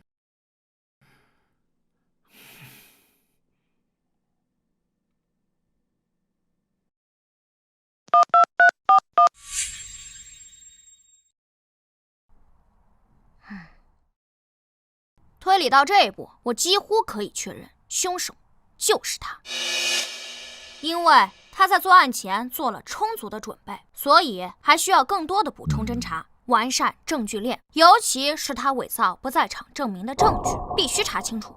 从逻辑上来讲，他作案的可能性有80%。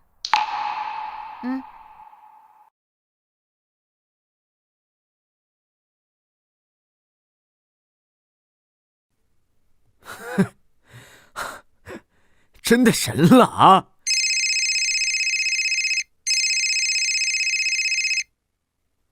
喂，署长，我这正要……马上到办公室来。是。老赵，你这不是瞎胡闹吗？署长，气大伤身，是不是那个钱国刚来过了？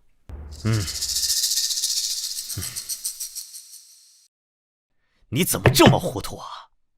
这老杨眼看着马上就要退了，你该来当这个副署长了。你这个时候，你怎么还这么胡闹啊？就孙猛那个脾气，跟火药桶似的，你怎么也跟着一起？不是，署长，其实什么不是啊？你让一个9岁的孩子来指挥你们，这传出去什么影响啊？这事如果要传到视听里，你什么责任？我认为我们做刑警的，一切以破案、为被害人讨回公道为目的。至于方法，行，破案，你说的轻松。1213案，当时我们查了多久？派了多少警力？排查了多少人？结果呢？线索全断了。这不是靠简单的推理就能够破的案。我承认，吴楠他确实擅长推理，但他没学过刑侦呐。我劝你啊，不要异想天开。他是个好苗子，但他不是神仙。署长，他只要能破案……哎，停！署长，我实话跟您说了吧，其实1213案，吴楠已经发现了一些非常重要的新线索，基本上可以敲定犯罪嫌疑人了。只不过还要做一些补充的侦查，因为推理的因素比较多，实质性的证据还有所缺乏。你有多少把握？吴楠认为有9成，我认为5成。署长，其实我想，关于这个案子，它有一定的特殊。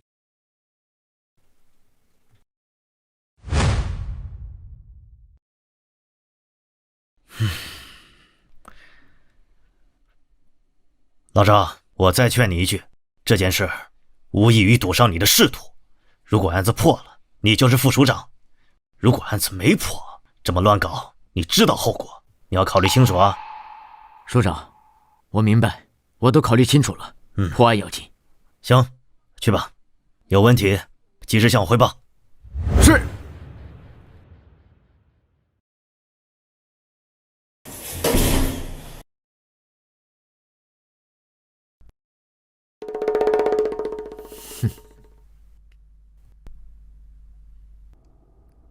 听说了吗？那个1213案没有新线索，还要限期破案，拿什么破呀？我需要嫌疑人案发后到现在的资产变化，我还需要他的通讯记录、各大软件聊天记录，以及嫌疑人更加详细的背景资料、人际关系，主要是他弟弟的资料，全部都要。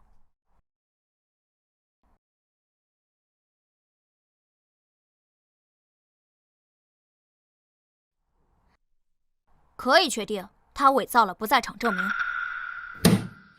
抓人吧。好，开始行动。小王，你去联系曼和警方，把所有的资料准备好。老孙啊，监听设备一定带上。 OK。等一下，署长的电话。喂，署长，有人向市厅举报，说你们无组织无纪律，听了一个9岁孩子指挥，胡乱办案。刚才市长亲自给我打了电话，让你们马上停止对此案的侦查。市厅检察组已经在来的路上了。可是我们现在马上就要……没什么可是，等市厅检察组过来，你们准备交代情况吧。老少，怎么了？有人匿名举报，市厅打来电话，让我们停止一切办案行动。检察组这就下来。谁举报的？这不是添乱吗？赵叔，检察组什么时候到？一会儿吧，中午之前就能到。那还来得及，我们准备一下，我来处理检察组。你？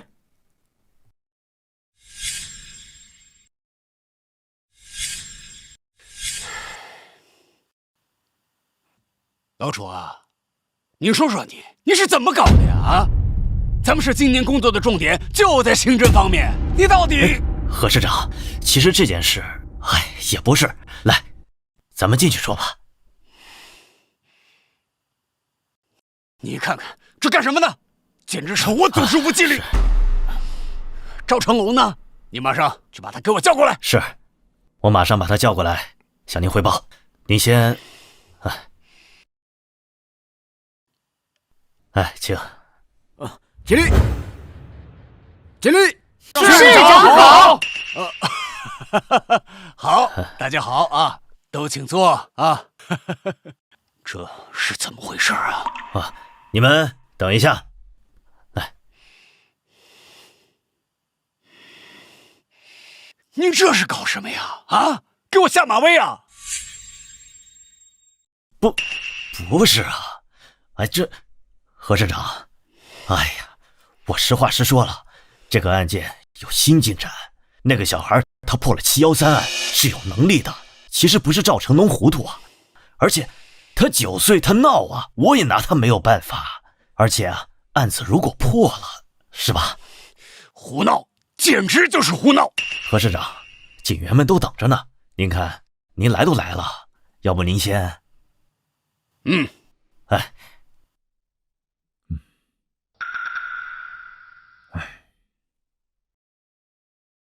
老赵，你出来一下。是。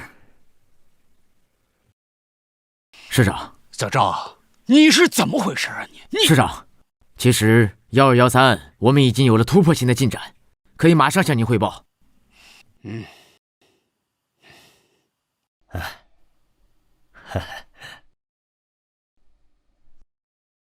都坐吧。离军力重了。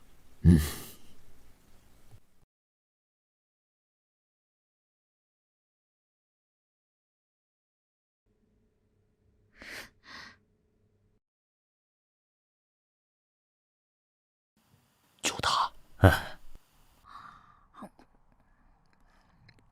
还吃啊？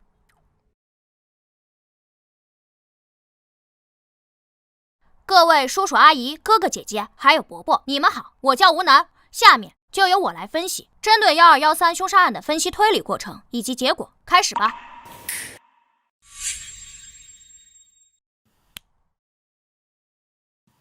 从这一点，大家请看，这是1213案死者宋东的人脉关系。被害人宋东，男，51岁，郊区新力食品厂老板。去年12月13日被人勒死在自己的办公室，后有保安发现其尸体。根据警方的前期调查，已经排除了数10名嫌疑人以及3名重点嫌疑人。因此，我重新分析了宋东的人脉关系、家庭情况。从我们最初的掌握情况来看，宋东的死亡无非是仇杀、情杀，或者是因为钱。熟人作案的可能性高达90%以上，但不排除雇凶杀人的可能性。有道理啊，说的有道理，说的有道理。但对我个人，再结合实际情况，宋东的死必然是熟人作案，并无故凶杀人的可能。因此，我将侦查重点放在……小朋友，打断你一下啊。您说，1213案件是去年年末的头号重案，我也看过卷宗。据我所知啊，被害人宋东，他是本市知名的企业家，他的社会关系极为复杂。被害之前，他有多重官司在身。那我要问你了，你是基于什么样的理由或者是线索，直接将雇凶杀人的可能性给排除了呢？凶手作案的方式很复杂。复杂吗？很复杂。请你详细说说。我之后会说到，请您不要打断我的汇报流程。吴楠，这位是何市长，注意你的态度。坐下。你继续说。宋东因家暴等原因13年前离异，前妻冯冬梅带走了2个女儿。宋东与女儿的关系非常冷淡，直到4年前，前妻冯冬梅去世，宋东与女儿的联络渐多，关系逐渐缓和。在我初次看完卷宗时，我个人认为宋东的死是因为钱的可能性最大。首先要怀疑对象是财务主管傅娇娇，她是宋东的姘头，并在宋东死亡后参与了遗产争夺战。但我很快又排除对傅娇娇的怀疑，因为经过分析，我发现活着的宋东比死亡的宋东对傅娇娇的好处更大。事实也确实如此。傅娇娇还没嫁给宋东，打官司也没拿到任何遗产，因此我转移了分析重心，将注意力放在了宋东的家庭上。他有2个关系不怎么好的女儿，看图，大女儿宋茜，女27岁，4年前结婚，丈夫苟洪涛。在宋东死亡前，2人定居于曼河市，开设了一家很有规模的连锁快餐店，育有1女，已经1岁。2女儿宋阳，女25岁，2年前结婚，丈夫张科。在宋东死亡前，夫妻2人也是定居于曼河市，都在外企上班，未生育。我记得刑侦上有一句名言，叫做大胆假设，小心求证。宋东的死跟他2个女儿有直接关系。其实我也怀疑其他人，并做了补充侦查，但那些已经不是重点，暂且不说。我就说我为什么怀疑他们。你这个假设不算大胆吧？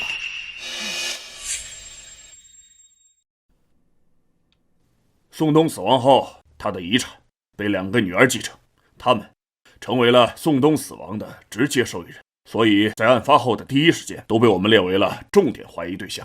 当然也包括他们2个人的丈夫。我当时也在专案组，我亲自带队去曼河进行了调查，他们确实都有充分的不在场证据，所以很快嫌疑就被排除了。你能别打断我吗？那我继续说。第一，他们与宋东的关系不是很好，当年家暴离婚，可以说是他们的童年阴影。在前妻冯冬梅去世前，宋东几乎见不到女儿。第二，宋东可能会再婚，再婚的对象就是傅娇娇。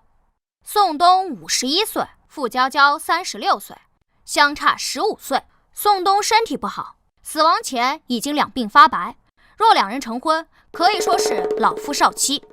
根据之前的调查取证，傅娇娇与宋茜、宋阳在宋东死亡前3个月有过频繁的通话，而根据之前食品厂财务室员工的证词，傅娇娇曾在电话中与宋茜、宋阳发生过激烈争吵，宋茜、宋阳以及他们的丈夫还来过心理食品厂与傅娇娇发生冲突。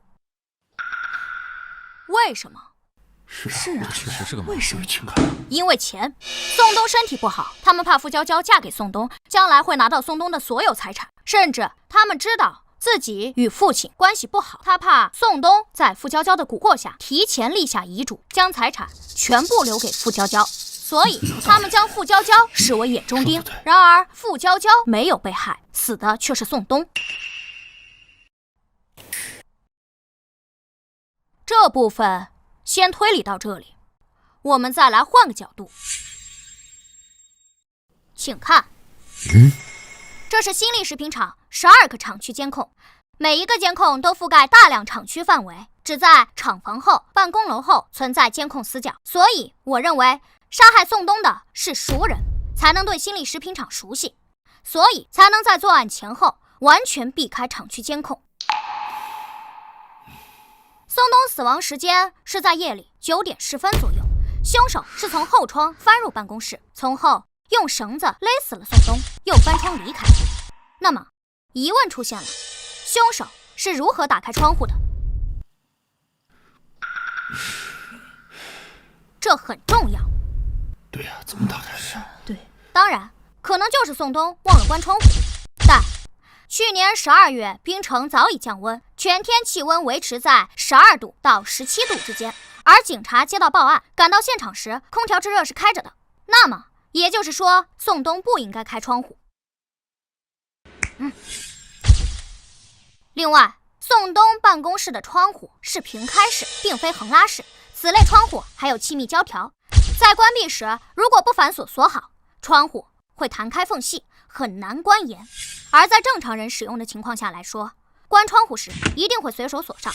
以上我有充足的理由判断，被害人宋冬在死亡前理应是在屋内吹着空调，而窗户属于内部上锁状态，而根据现场勘查，窗户已经打开状态，且并未破坏，这就很奇怪了。凶手既然是翻窗进，作案后又翻窗离开，那么凶手一开始是如何在外面打开窗户的？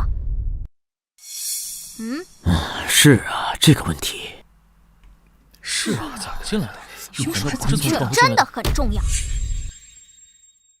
刚刚这位伯伯问我为什么直接排除雇凶杀人案，凶手作案看似简单，实际上却做了许多准备。凶手需要潜入一个满是24小时的监控工厂，打开那一扇根本不可能打开的窗户，在作案后全身而退。从作案风险、从复杂性来说，这不符合一个被雇佣亡命徒的作案特征。如果真有一个这样被雇佣的傻子，站在便于谋杀的角度，我认为凶手一定会在工厂外蹲守，寻找夜黑风高制造车祸的时机。宋冬经常深夜独自开车回家，新力食品厂属于郊区，回城的路上需要经过一段没有任何监控的郊区土路，那才是最佳的动手地点。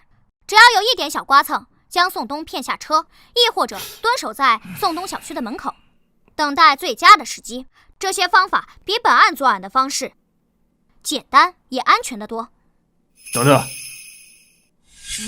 小朋友，刚才你说的是有些道理，可是你要考虑的是，雇凶杀人，雇佣的如果不是外人，如果是食品厂的员工呢？我考虑过，新力食品厂直至案发时，在职员工共276人，男员工有107人，女员工169人，所有员工皆无案底。你觉得谋杀是一件很简单的事吗？拿一笔钱，普通人就敢杀人？可是有些人……我知道，有些员工本就与被害人存在严重的矛盾，而根据现场调查，和离职员工在内，一共有7人跟宋冬存在严重矛盾。他们的名字分别是霍俊生、冯娟、苏广利、王二虎、魏坤、韩浩、李泰。而在案发前，霍俊生和冯娟夫妇早已去外省打工，被排除嫌疑。王二虎因工伤赔偿纠纷已经闹了小半年，但他右手残疾，无作案能力。苏广义、魏坤、韩浩皆有不在场证据，李泰拿不出不在场证据，也曾被列为重点嫌疑人。最后根据一段城区交通监控确认李泰当夜行踪，也被排除嫌疑。还有问题吗？没问题，那我们继续。还是刚刚那个问题，凶手是如何在外面打开窗户的？我认为凶手应该提前进了办公室，提前将窗户打开，并将窗户掩好，伪造了窗户锁好的假象。宋东没发现这一点，之后凶手才能顺利进去。因此，我查看了宋东死亡前几天工厂的全部监控。原来问题出在这儿啊！这样听起来也挺合理的。工厂一共有12个厂区监控，6个厂房监控，4个办公楼监控。这是案发前2天，去年12月11日中午11点24分，办公楼东走廊的监控画面。这个人进入了宋东的办公室，不知做了什么，又从办公室离开。而这一天，根据监控显示，宋东上午根本就没在办公室，他是在下午3点多才到的。所以，这个人是趁宋东不在的时候，独自进入了宋东的办公室。他在干什么？我也不清楚。拿资料、整理文件、打扫卫生，不，都不是。以上那些情况我都已经筛掉了。在宋东不在的情况下，进入其办公室，往往都是需要一个极为正当的理由。而这个人，我不觉得他有什么正当的理由，他就不是新力食品厂的员工。视频截图可能看不清楚，但经过特征对比，几乎可以确定，这个人就是宋东的大女婿苟洪涛。还真是啊！案发前2日中午，趁宋东不在的时候，苟洪涛进入其办公室，停留7分钟才离开。他去做了什么，我也不得而知。但我认为，他把办公室的后窗打开，利用东西将窗户掩好，为谋害宋东做了准备。确实是一种非常大胆的设想。很异想天开，对吧？我为什么要这么说？但是，小朋友，不好意思啊，我再打断你一下。您说，你的关于窗户的推理呀，有道理，不过呀，也只是推测而已，并没有任何的实证啊！尤其是对苟洪涛曾经进入办公室的这段分析啊，我觉得完全是主观臆断。根据我上次看过的报告啊，宋东和大女儿一家在最近的1年内来往极其频繁，而且其女婿苟洪涛也曾经多次去厂里头找过他的岳父宋东。你所发现的这一次啊，其实并非是第一次啊。那你看啊，我可不可以这样来推测啊？苟洪涛在案发前2日去找宋东，进到厂里之后，发现宋东没有在办公室，他就在办公室坐到沙发上等了一会儿，等过之后他才离开。这样也有道理，对吧？而你呢，直接认为他这么做是为谋杀在做准备，这样是不是过于草率啊？但是我刚刚说了，但是什么呀？确实，仅凭这段监控不足以证明什么。但是，12月11日中午11点24分，苟洪涛走出办公室。11点36分，苟洪涛进入公共食堂。11点51分，苟洪涛走出食堂，点了一支烟向北走。11点52分，苟洪涛从1号厂房北侧的监控下经过。11点56分、12点03分、12点09分、12点15分、12点36分、12点44分、12点48分，苟洪涛分别从1号厂房南、工厂南墙、西侧甬道转角，2号厂房工厂南墙、工厂西墙、2号厂房东厂东墙、办公楼向东北角的监控下经过。工厂一共有12个厂区监控，在短短的1个小时内，全部拍到了苟洪涛的身影。这说明什么？他在干什么？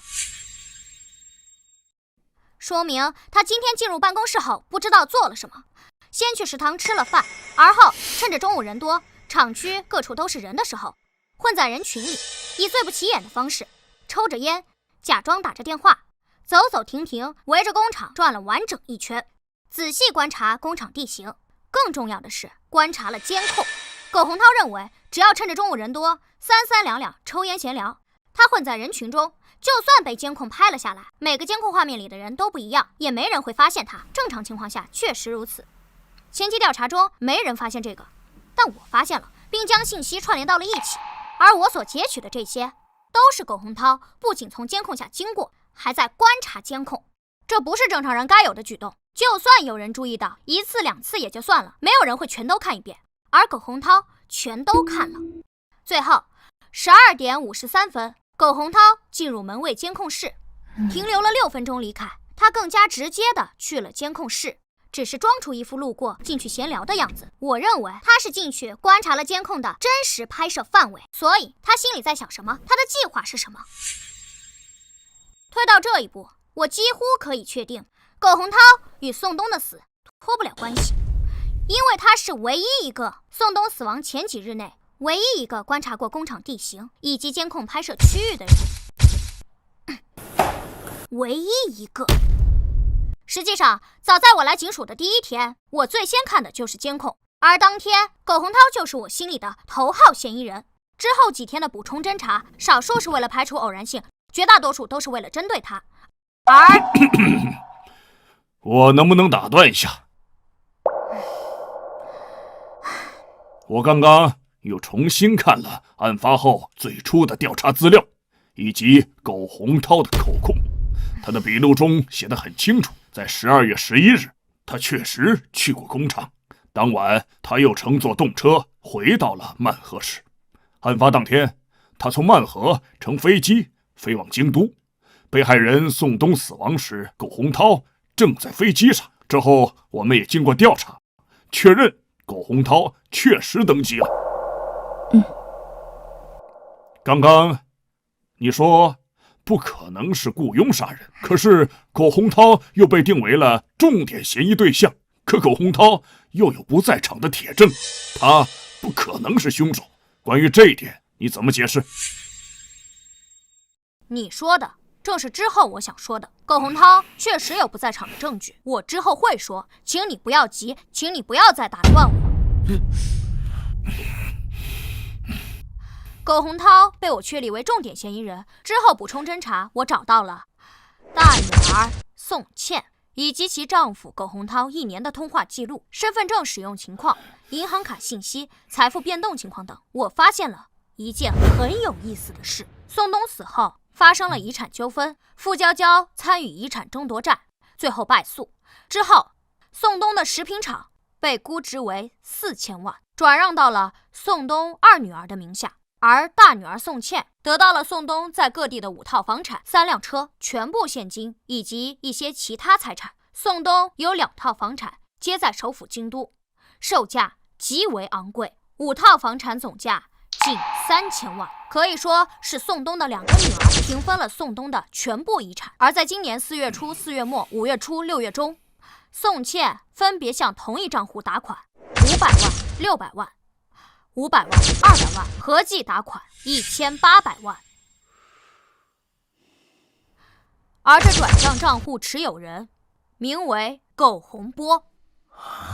苟洪波，苟洪波，苟洪涛，这个名字从未出现在原本的调查档案中，但他是谁，大家应该很好判断。苟洪波，苟洪涛，他就是苟洪涛小1岁的亲弟弟。而这个名字之所以没有出现在原本的调查档案里，一来，苟洪波与死者宋冬没有直接关系，2人没有任何私交，私下里没有往来，直接查本就查不到；二来，是有人认为苟洪涛的不在场证明是铁证，因此早早断了这条线的追查，自然不会查到其家庭更多情况。铁证，很奇怪，宋茜为什么要在警方停止调查后，也就是今年的4月，频繁向自己丈夫的弟弟打款，前后足足打了1800万之多？为什么？若是因为有钱，夫妻感情好，宋茜得到的遗产，苟洪涛也能做主。苟洪涛照顾弟弟，给了弟弟钱，但谁会给这么多次？前后已经给了1800多万，谁会这么大方？我觉得这很有问题。的确是。当然，这只是我的主观推断，并不能说明什么。金钱来往会有很多种，在这里我们暂且不说。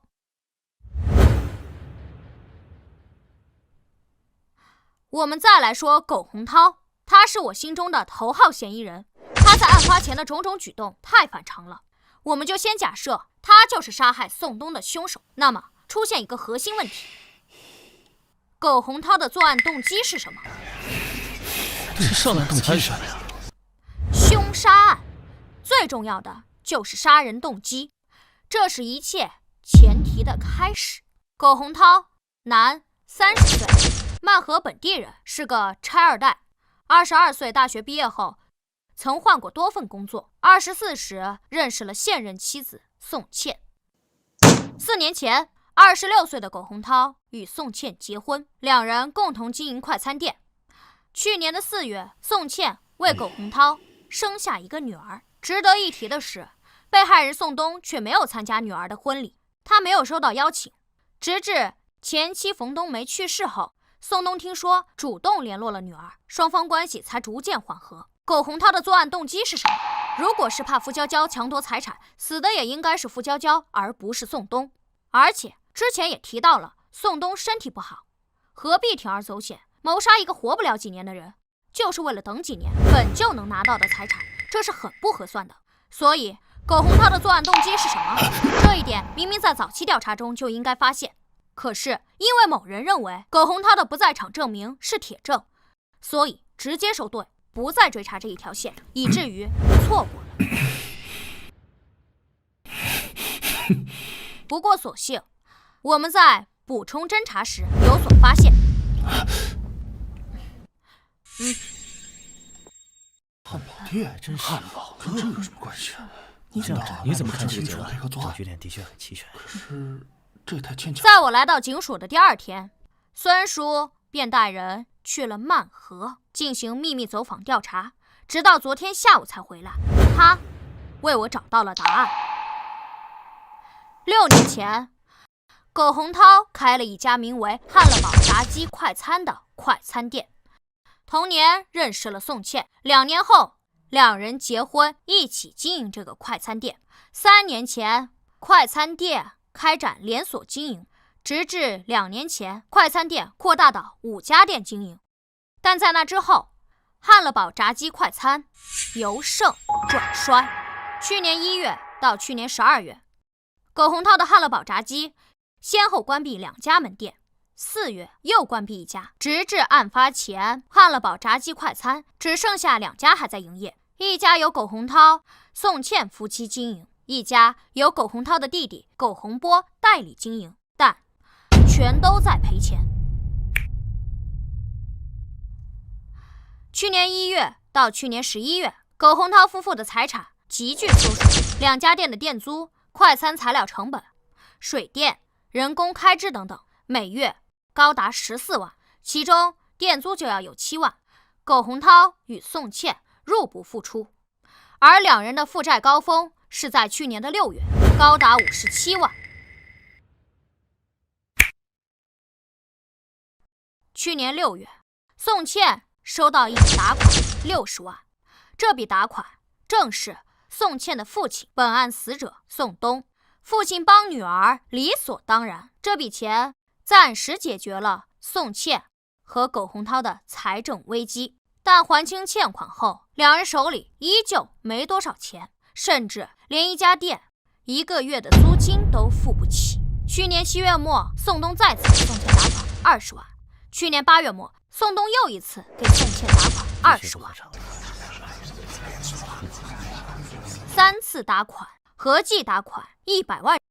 但在那之后，宋东再没给过宋茜钱，他很显然不想为女婿填那个救不活的无底洞。去年11月末，苟洪涛2家店先后停业，房东封店，并扣留所有的桌椅摆设、厨房设备，并追讨房租。12月13日，宋东被杀。我认为，假如杀死宋东的是他的女婿苟洪涛，那么苟洪涛的作案动机就是因为钱。苟洪涛的事业处于崩溃边缘，他需要大量的现金来拯救。去年5月份，女儿的诞生加大了家庭的负担。在曼河市这种大城市，养育一个孩子的成本非常高。还有，看这里，这是一份来自于宋东姘头食品厂财务主管傅娇娇的笔录。傅娇娇可以证实，去年8月份，宋茜、苟洪涛夫妇曾来到了新力食品厂，因为钱的问题与宋东大吵一架。宋茜甚至还断绝父女关系，并以不让宋东看望自己的外孙女为威胁，希望能从宋东手中得到一些资金支持。同时，傅娇娇也交代，因为这件事，她也曾与宋东发生过激烈争吵。她对宋东入股汉乐宝炸鸡的事持反对态度。是的，傅娇娇不了解宋茜、苟洪涛的财务状况，甚至以为夫妇俩是冲着自己来的，让宋东对汉乐宝炸鸡店入股，扩大经营不过是借口，是为了转移宋东的财产，防着自己罢了。但有一点可以明确，宋东、傅娇娇、宋茜、苟洪涛夫妇三方曾发生过激烈的争吵，核心问题只有一个：钱。综上所述，宋茜与苟洪涛夫妇有足够的动机来谋害宋东，他们需要马上得到宋东的所有财产来拯救自己的人生，甚至整个计划的制定者不是苟洪涛，而是宋茜。宋茜与宋东本就没什么感情，若说有，也是恨。宋东在他幼年时给他留下了难以抚去的阴影，还因为傅娇娇的存在，很难从宋东手上得到钱。多重因素作用下，才有了这次凶杀案。这是一件惨绝人寰、有违人伦、性质极其恶劣的弑父案。当然，以上皆是基于目前线索的推理结果，但我认为这就是真相。宋茜与苟洪涛本就是幕后元凶，由此产生了一个新的疑问。你一直在回避一个问题。什么问题？明知故问。都说了，苟洪涛具有不在场的铁证，案发时他正在飞机上，他怎么杀人？分神吗？不具备雇凶杀人的可能，也是你说的。让你解释，你倒是解释啊！哎，我说老钱，你什么意思啊？你能不能让小南把话说完？你老打断他，你要干什么？你什么意思？谁家案件进展汇报不让提问了啊？有问题不让提了？哼！何况这小子刚才的推理出现了这么大的漏洞。他前面说的热闹，嫌疑人有不在场的证明，他不解释，这一点破不了，一切推理都不成立。老赵，我说你也是老刑警，就这还护着他？他9岁，你也9岁吗？他说了不解释了，不是说让你等等吗？你着什么急呀？哦，就是因为宋茜夫妇的案子是你说不要继续查了，现在查出问题来了，你不服气是吧？行，这里没有人怪你，不是你业务能力不强，只是怪犯罪嫌疑人太狡猾，行了吧？啊，你有种你再说。行了，老赵、国刚，开会呢，你们俩吵什么呢？都给我坐下。唉，办案压力太大，他们也是为了破案。小朋友，你继续吧。刚才我提出了一个疑问，宋茜与苟洪涛就是凶手，可两人都有充足的不在场证据，那么是谁动手杀了宋东？谁啊？你们不用猜了，由于某人心急，我也就不卖关子了。我所确认的凶手，或者说直接作案人，就是苟洪涛，没有其他人。这样前后就串起来了吗？哎，他不是有不在场证明吗？他怎么杀？其实最开始推理到这里，我也很疑惑，明明线索都指向了苟洪涛，可是苟洪涛在案发时都已经登机了，他不可能作案，那么是谁杀了他？如此反常的问题，会是我推断错了？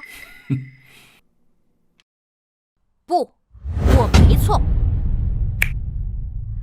你认识这个人吗？苟洪涛。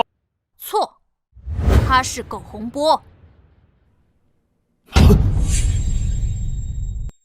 这是苟洪波在户籍系统内的登记照片。其实我最先看到的不是这一张，而是我来警署的第一天，在网络上寻找一些可以用到的线索时发现的这张照片。这张照片来自于宋茜的社交网络，这是她与苟洪涛结婚当天的照片。注意，右侧3个伴郎中，中间那个人，我们可以将人剪裁出来做进一步对比。像吧，苟洪涛、苟洪波并非孪生，苟洪涛要大1岁，可这对亲兄弟的容貌极其相似。我当时就有怀疑，案发当天登上飞机的真的是苟洪涛吗？当然，这只是我的猜测。现实里真的会有人利用替身的方式来制造不在场证明而实施谋杀吗？就像电影中一样离奇，制造不在场证明的类型很多，何必搞得如此复杂？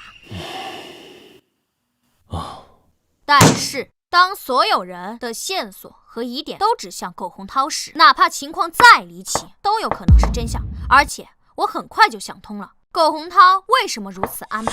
那1800万很有可能是苟洪波想借谋杀之事对苟洪涛夫妇进行了敲诈。弟弟什么德行，这种潜在风险苟洪涛不可能没想过，但他依旧如此安排。为什么？因为苟洪涛要故意制造不在场的铁证。不在场证明的类型有很多种，但实际上绝大多数案件中的绝大多数嫌疑人，他们的不在场证明都是同一种类型，也就是人证。包括本案，案发是9点10分，已经排除了数10名嫌疑人，他们所提供的不在场证明多是同一种，也就是人证。配偶作证、男女朋友作证、朋友作证、舍友作证等等。对苟洪涛来讲，他大可以让宋茜给他作证，夫妻俩当时在一起做什么，最简单、直接有效，不会有第三人知道谋杀计划，更安全。还真是啊，只有夫妻之间还是有这样。苟洪涛为什么不这样做呢？因为人是会说谎的。尤其是夫妻关系，做不在场证明在刑侦调查中效力偏弱。而结合本案案情，宋东死后，宋茜、苟洪涛夫妇是受益人之一，拿到了宋东的所有财产。如果只是这种不在场证明，警方绝对不会停止对2人的调查。而只要更深入对夫妻2人调查，就会发现2人糟糕的财产状况，急需一笔钱来拯救。而在那时，宋茜与苟洪涛2人刚好就拿到了财产。我认为苟洪涛一定是想到了这些，而很多问题是难以掩盖的，所以他计划制造不在场证明的铁证，目的就是让警方早早停止对他们夫妻2人的调查。事实确实如苟洪涛预估的那样发生了。专案组曾去曼河对夫妻2人进行调查，调查结果，案发时宋茜在家里照顾女儿，有保姆作证，而苟洪涛则在曼河飞京都的飞机上。专案组拿到了苟洪涛的登机记录与安检影像，至此终止了对夫妻2人的调查。这就是苟洪涛想要的结果。当然，以上种种也是我的大胆推测，还需要小心求证，需要找到2兄弟苟洪涛与苟洪波身份互换的证据。你找到了？我找到了。苟洪涛被我列为头号嫌疑人后，我们对近1年的通话记录、银行账单、身份证使用情况等进行了全面调查。我们还向通讯运营商申请苟洪波案发前后的手机定位信息，就是这份。以目前整个东南所用的通讯技术，还无法对每个用户进行实时精确定位，但早可以做到区域性定位。比如说，当有人来到冰城时，手机信号会被基站捕获，从而收到一条“冰城欢迎你”的短信。而这份文件足以证明，在去年的12月13日，案发当天以及次日，苟洪涛手机信号出现在冰城，直到案发第2天下午，才又在漫河出现。而这份文件足以证明，苟洪波的手机定位于去年的12月13日22点18分，手机信号出现在京都，而这个时间本该是苟洪涛抵达京都下飞机、手机开机的时间。还有，这是苟洪波的身份证，于案发当日在冰城开房记录。因为时间已经过去大半年，我们在补充侦查时并没有拿到酒店监控记录，早就覆盖掉了。但似乎也不重要了。根据以上线索，我们可以得知，案发当夜，哥哥苟洪涛坐飞机抵达京都，而手机信号却出现在了冰城；而弟弟苟洪波在冰城开的酒店，手机信号却出现在了京都。这对吗？总不可能两人手机同时被偷，又刚好互换城市了吧？很显然，两人互换了身份证，这是最合理的解释。苟洪波持有苟洪涛的身份证，从漫河登机飞往京都，而苟洪涛持有苟洪波的身份证，在冰城落脚，伺机行凶。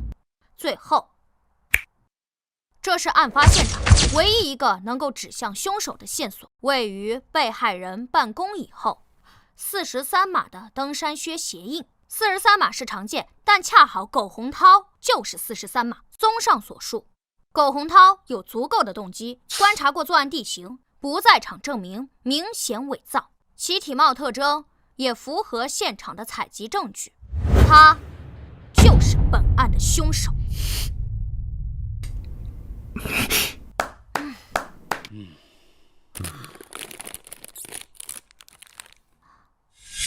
抓他吧！小小天才，小小神头，厉害呀！好啊！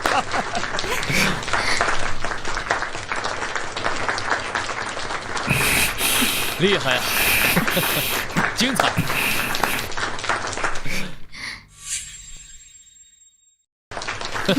说得好啊！哦，对。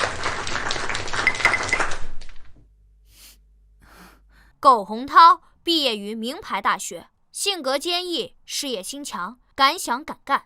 而本案直接证据不多，审讯他的难度恐怕会很高。我建议将审讯重点放在不学无术的苟洪波身上。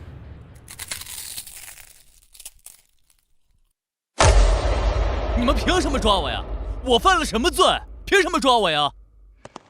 苟洪波，你哥苟洪涛可是都招了，你还想扛到什么时候？招了？招什么？跟我有什么关系？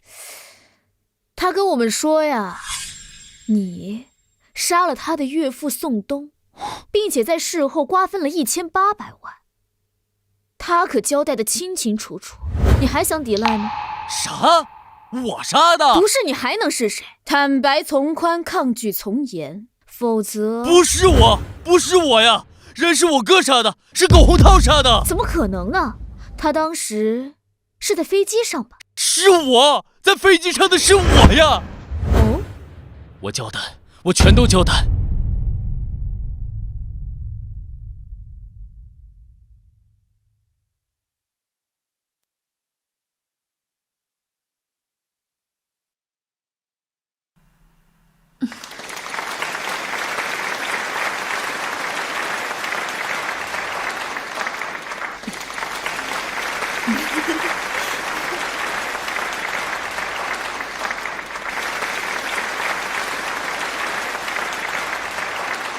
因为大家的照顾。哎，怎么没看见老钱呢？体检出现了问题，住院了，恐怕要病退了。真病了？听说还是小南告诉他的。别看这两个人不对付，小南还是救了他一命。这小子还真闪了呀！是啊，连破大案，刑侦天才。这小子长大以后一定会是一名优秀的警察，不对，应该说是神探。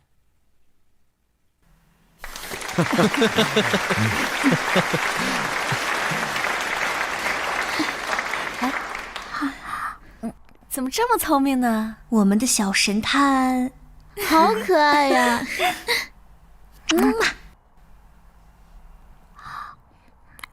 当个好人真有意思。